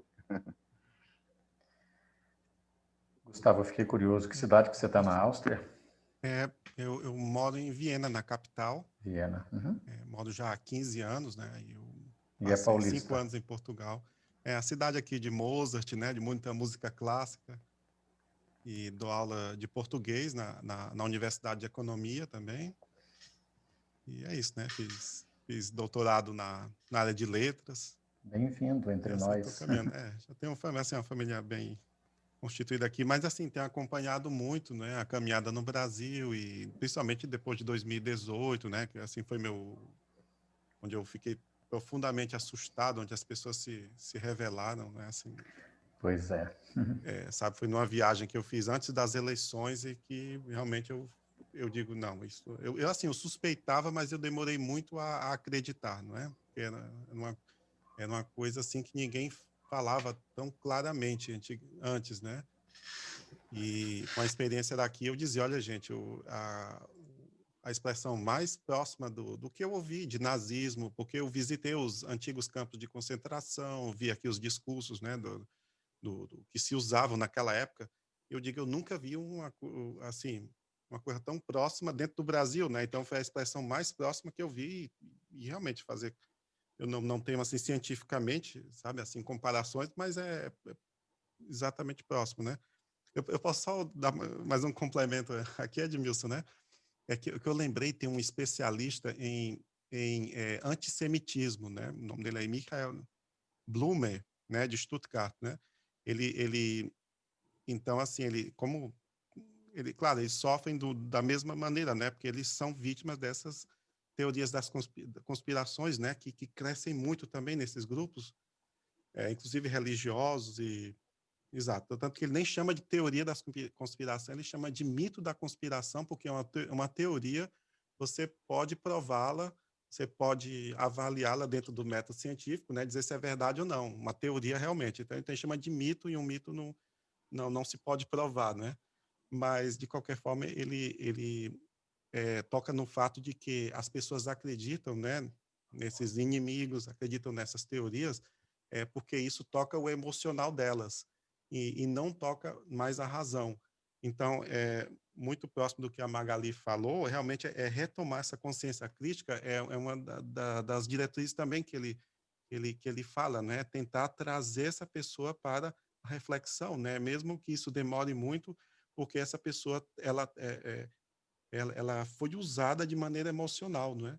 Então, o que eu acabei de falar aqui com vocês sobre o medo é isso, toma o emocional da pessoa, sabe? Porque assim, eu vou escutando aqui, aí isso vai reconectando o que eu ouvi nos últimos meses, mas é isso, né? Esse especialista. Até depois posso tentar colocar aqui algum link dele, alguma coisa. Ou depois a gente ir partilhando sobre isso, mas é isso. Acho que para a gente também, inclusive, descobrir como se comunicar com as pessoas, saber de que maneira elas estão sendo minadas e tentar desfazer isso.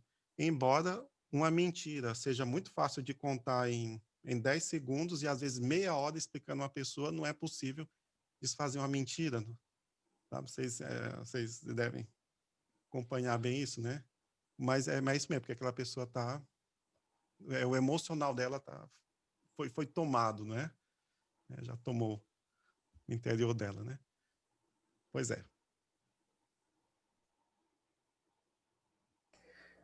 Temos 1 minuto e meio e a gente volta para a sala comum. Leão está aí ainda. Uhum. Agora... A Marcília... Marcília, você poderia falar pelo grupo? Grupo 4? Que você falou bastante no começo? Ah, não, eu deixo para você, pode ser. Não, você falou tão bem lá, você fez aquelas colocações lá importantíssimas lá, e depois a gente só foi emendando. Eu acho que vocês foram bem, Michele também maravilhosa, Gustavo, então, espetacular. Eu fico mais nos bastidores, entende? Eu gostei muito. Mas hoje você está representando o grupo, tá? Grupo não, 4. eu não, por favor, não. Eu não vou conseguir falar tudo isso que vocês falaram. Acho que Michele a intenção não é essa não, viu, preparados. gente? A intenção não é levar todas as conversas para lá. Algum destaque, até a gente vai ter 20 minutinhos, coisa rápida, tá? Nem todos os grupos precisam falar também. Acham? Gustavo, Michele. É você mesmo. Não, eu não. Eu sou péssima nisso, gente. Não. Você falou tão bem. Não, Gustavo, vai. Não, Leão, não. Por favor, eu sou péssima, estou falando sério. Não consigo. Bem-vindas de volta, bem-vindos. Quer falar? Oi, Edmilson. Oi, Lilian, bem-vinda. Que bom que você chegou. Aí você já... Eu tô com a câmera desligada porque eu tô sem roupa. Eu não achei a roupa na mudança. A gente colocou no começo, inclusive, Lilian, que você iria coordenar hoje, e em função de estar sem roupa, apesar de estarmos todas nós aqui desnudadas, né? Sem... Que bom ver vocês. Bom ver a Magali também, maravilhosa. Oi, Lilian. Tudo bem, linda? Tudo jóia, muito bom aqui. Eu sinto muito de não estar mediando com você, era o meu sonho, eu tinha me oferecido, ninguém me convidou, eu me ofereci. Mas você foi devidamente justificada, tudo certinho. Mas está tudo bem, foi muito bom. Eu ouvi um pedacinho só, mas já foi muito bom. Eu estou sempre te ouvindo por aí. Pois bem, gente. Muito bom. Nesse tipo de bate-papo, obrigado, Nath, pela presença. O objetivo aqui não é trazer todas as conversas do grupo, né? A riqueza do trabalho também está lá no grupo, é um momento. Então, um ponto de destaque, outro que algum grupo queira trazer, a gente tem aí 15 minutos para conversar, escutar ainda alguma coisa da Magali, né? A palavra está em aberto. E o silêncio também, quando ocorre, faz bem para a gente pensar. Então, um minutinho de silêncio e a palavra está em aberto. Fiquem à vontade.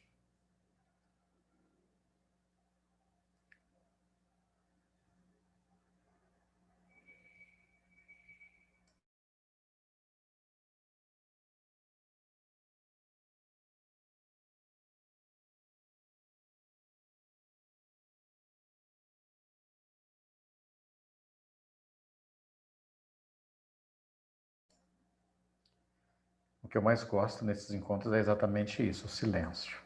Feito esse silêncio, se alguém quiser fazer uso da palavra, tudo bem, senão a gente pode encerrar, não tem problema não. Né? A riqueza, como eu disse, está lá no grupo.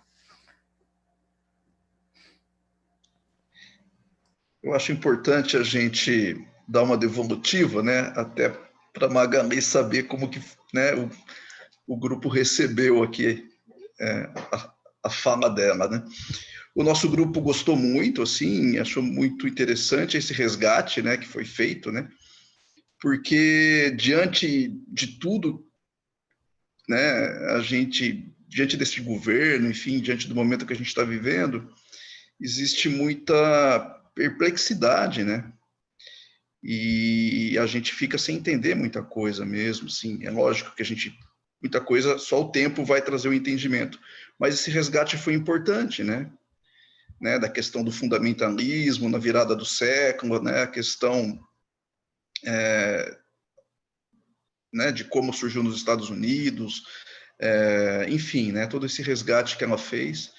E aí as coisas começam a clarear um pouco mais. Isso foi muito, muito interessante, né?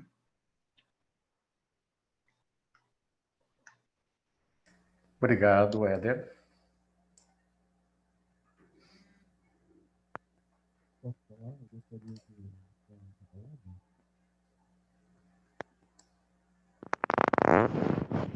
Bom, eu quero agradecer por esse bate-papo, quero agradecer por essa reunião.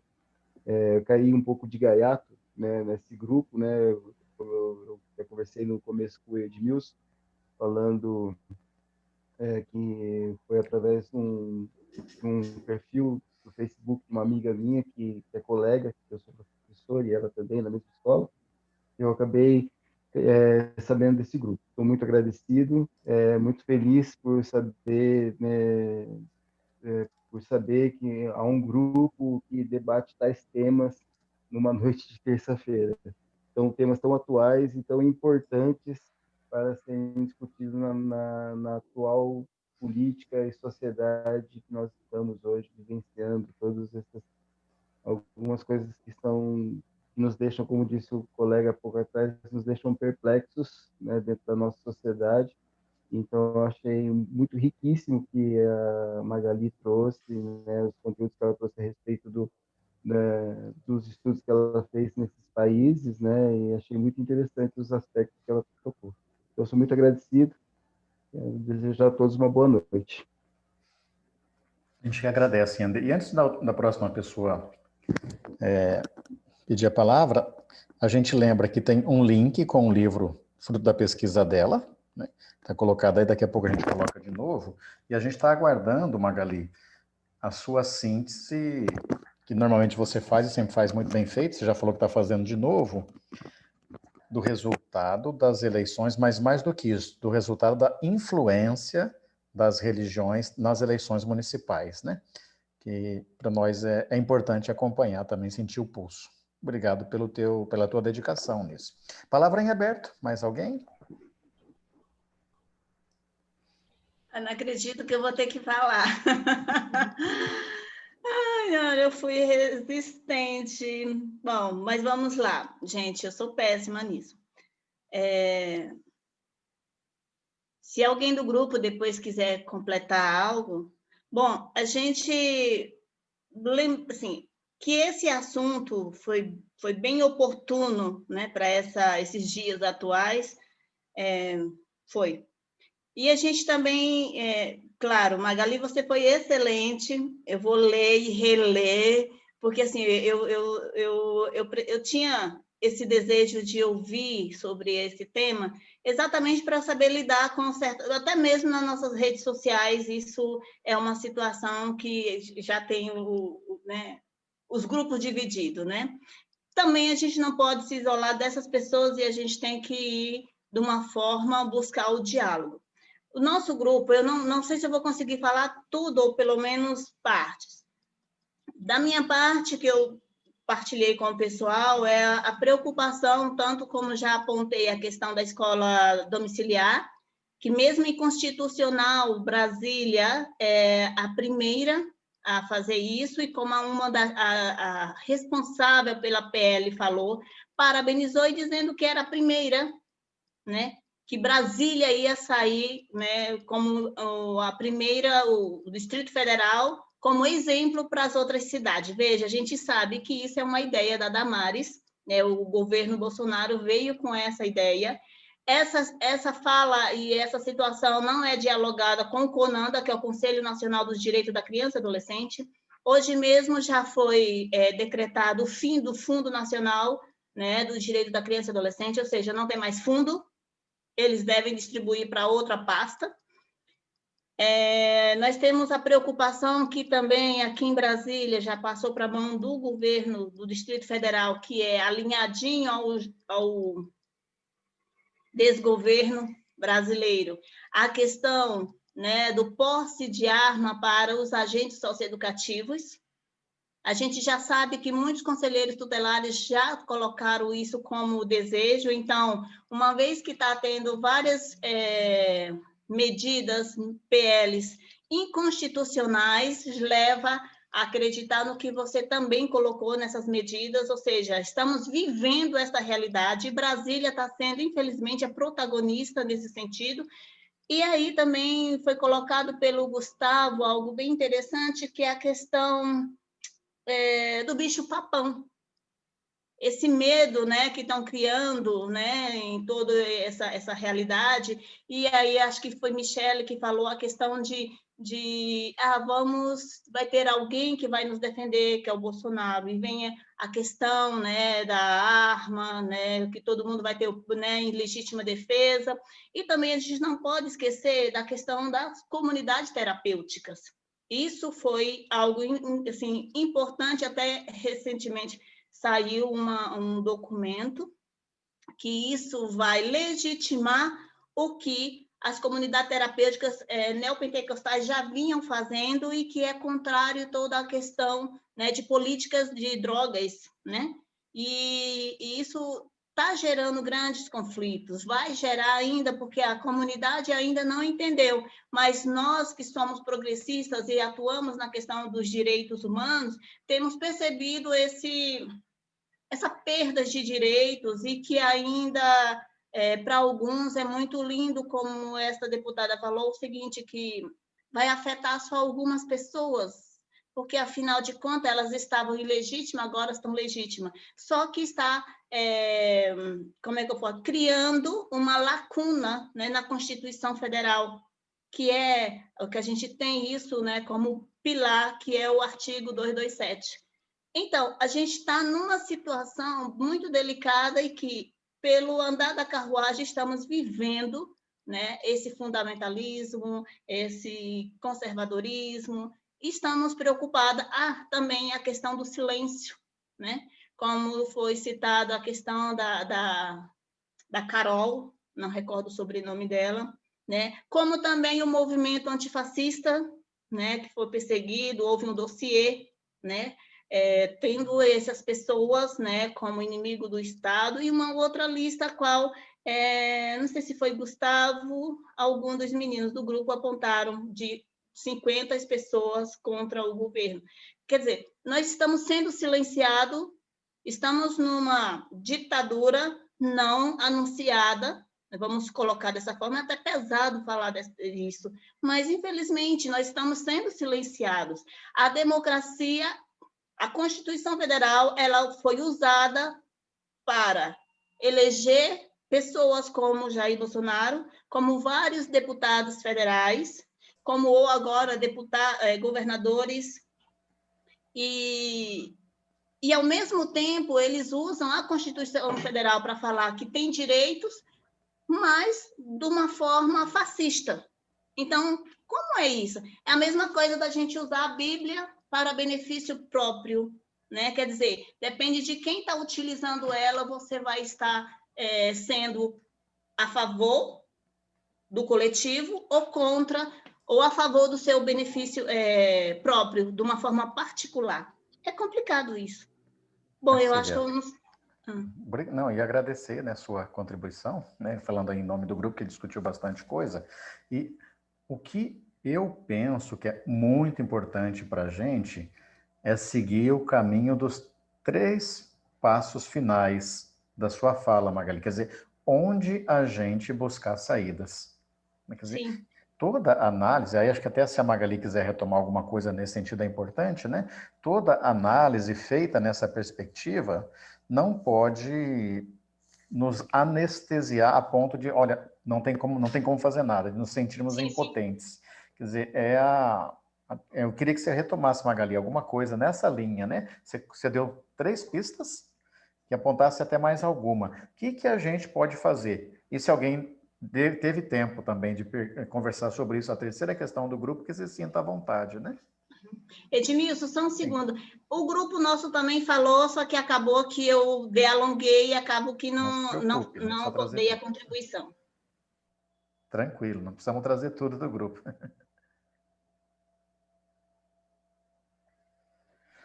É interessante que a gente conversou bem sobre isso, porque enquanto ela foi falando, foi muito oportuna a fala e veio muito de conta, a gente foi se perguntando, mas aí, o que fazer, como? Porque a gente foi, de acordo com a fala, a gente foi trazendo as ilustrações do que estamos vivendo, né? E ficou essa pergunta, o que fazer? E ela colocou aí as possíveis, né?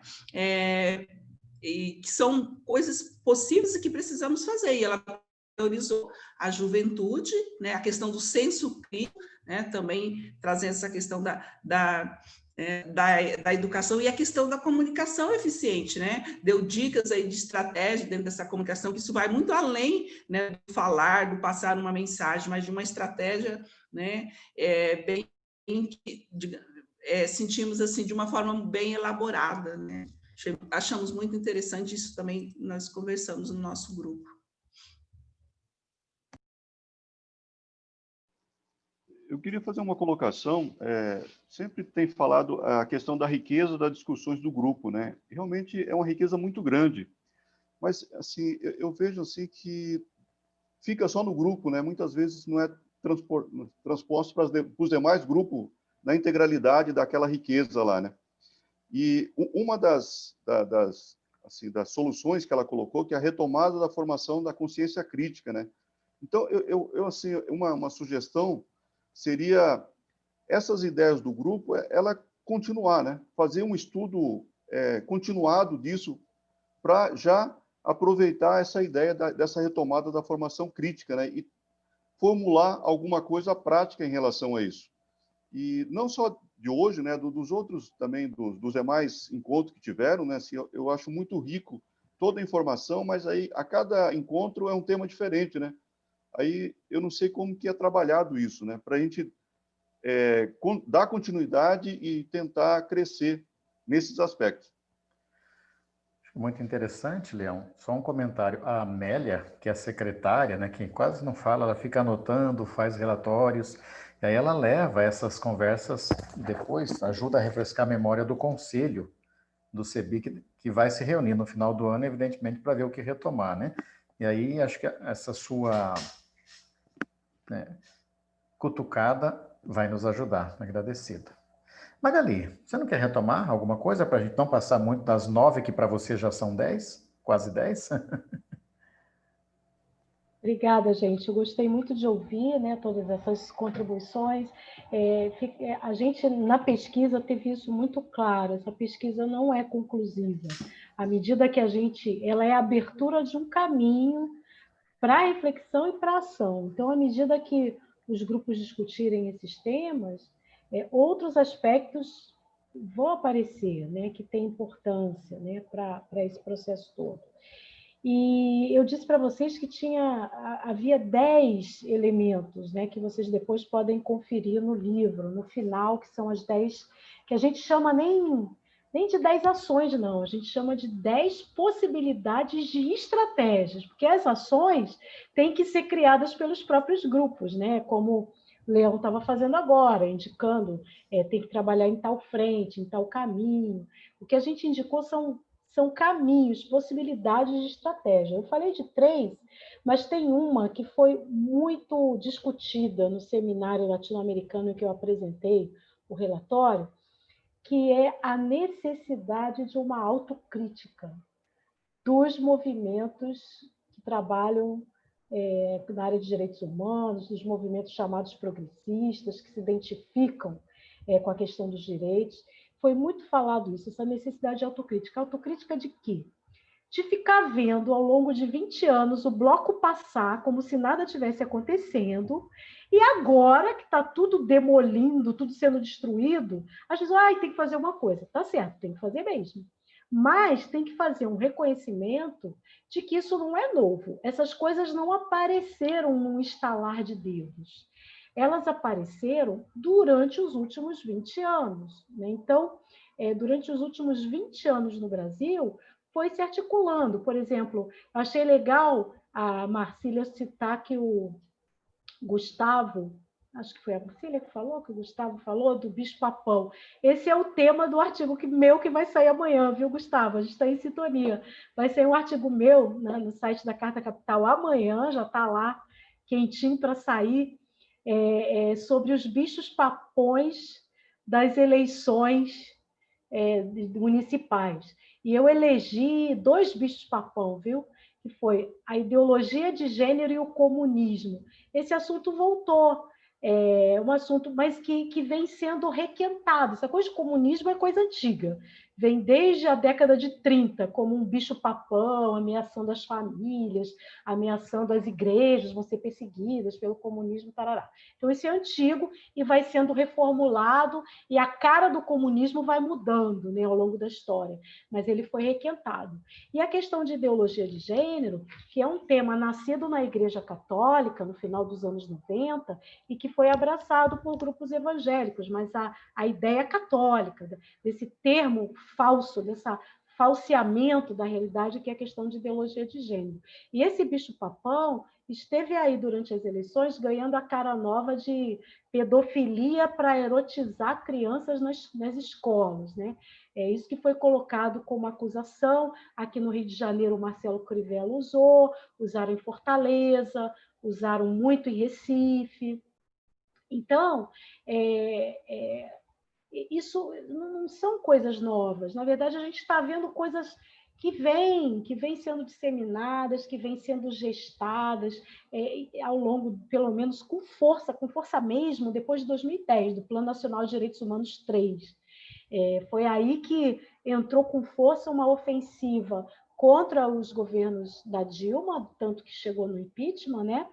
E essas coisas estavam acontecendo, sendo gestadas, e não houve uma formação para isso, uma discussão séria do que fazer com isso quando a coisa ainda estava sendo gerada. A gente viu aqueles movimentos de 2013, né? Ficou assistindo aquilo, e os filhos desses movimentos de 2013, que são a Lava Jato, a Operação Lava Jato, que é uma operação do judiciário messianizada, né? Então, essa messianização de um juiz, o procurador, que era da Igreja Batista de Curitiba, o Deltan Dallagnol, quer dizer, a religião estando presente aí em frentes novas, onde nunca esteve. A gente falava muito de bancada evangélica, mas e o judiciário? E o pessoal da educação, que está entrando aí com força, né? Enfim, então, eu queria destacar esse elemento da autocrítica, que não é só também a gente ficar batendo na gente mesmo, nossa culpa, não é isso. É autocrítica para entender o que fazer com isso. Criticar o que não foi feito e ver em cima do que não foi feito o que deve ser feito. E, principalmente, dentro da autocrítica, os grupos falaram da necessidade de articulação dos movimentos. A gente atua também muito sozinho, muitas vezes, muito isolado, duplicando esforços, né? Ações que têm que ser realizadas de forma comum. Os grupos fundamentalistas fazem muito isso, eles se unem. Tem até gente que fala de um tal neoecumenismo conservador. Gente, isso não vamos chamar de ecumenismo, estragar o nome ecumenismo com essas práticas. Não é ecumenismo. Ecumenismo é tudo que diz respeito à unidade em prol da vida. E essas pessoas não estão agindo em prol da vida. É uma unidade oportunista, é uma convergência de propósitos, mas não é ecumenismo. Mas se eles se articulam, os grupos que são do movimento ecumênico precisam criar ações conjuntas. Se é para fazer formação crítica, do pensamento crítico, o CEBI não pode trabalhar sozinho. Tem que juntar a Bíblia com quem está trabalhando com indígena, com quem está trabalhando com a terra, com quem está trabalhando com as pessoas negras, com quem está trabalhando com mulheres, e fazer uma ação conjunta dentro disso tudo aí. Então, essa questão é muito importante como um ponto crucial. A gente não vai fazer formação crítica, não vai trabalhar com juventude, não vai fazer comunicação, se a gente não se avaliar, não avaliar esse momento e não criar ações articuladas e conjuntas, porque aqueles grupos fazem isso muito bem. E aí eu termino aqui com esse desafio. Em que pese o cansaço da gente ficar sentada, né? Aqui é uma riqueza essa provocação, Magali. E a gente te agradece de coração mesmo. A gente tem se encontrado a cada 15 dias. Daqui 15 dias a gente vai trazer um bicho-papão, Luz Marina, para conversar. Estou brincando, né? A pastora Luz Marina vai, inclusive, pegar esse tema, o segundo tema que você trouxe, que é a pauta de gênero, né? Vamos também conversar sobre essas questões. Então, daqui a 15 dias, a gente segue com a pastora Luz Marina, da ISLB, também companheira próxima do CEBI, assim como Magali, né? E a gente quer te agradecer. Tem 2 recados que eu vou passar, depois aí a coordenação fica à vontade, né? Você falou de um batista que não é testemunho de vida. Aqui a gente tem um batista que é um bom testemunho de vida, pastor Marcelo Moura. Ele foi orientando do Milton Schwantes, inclusive, e ele sempre comenta assim, ele gosta de preparar com carinho as suas pregações no domingo, na Quarta Igreja Batista. Ele tem um sonho de disponibilizar, então ele está começando a publicar as reflexões bíblicas com uma exegese muito boa, muito séria. Então, se alguém tiver interesse, o primeiro volume do trabalho do pastor Marcelo Moura daqui de Campo Grande está disponível, vai ser o lançamento na sexta-feira, aí procura pelo telefone contato da Amélia ali, para ter acesso tanto ao material dele como ao evento de lançamento. Sempre parceiro aqui na luta. E o outro recado é que a gente se una em oração nesse momento difícil do Brasil. Muita gente morrendo, acometida por Covid, e hoje estaria conosco o pai Anderson, né, que sempre está por aí, e está lá também com Covid, não pôde estar, que a gente esteja em sintonia com ele, foi lembrado no começo. Da minha parte, eu agradeço, e a palavra com Lúcia, não sei, Lúcia, quem que é, como é que vocês... É um beijo, um amém, assim, uma gratidão para Magali...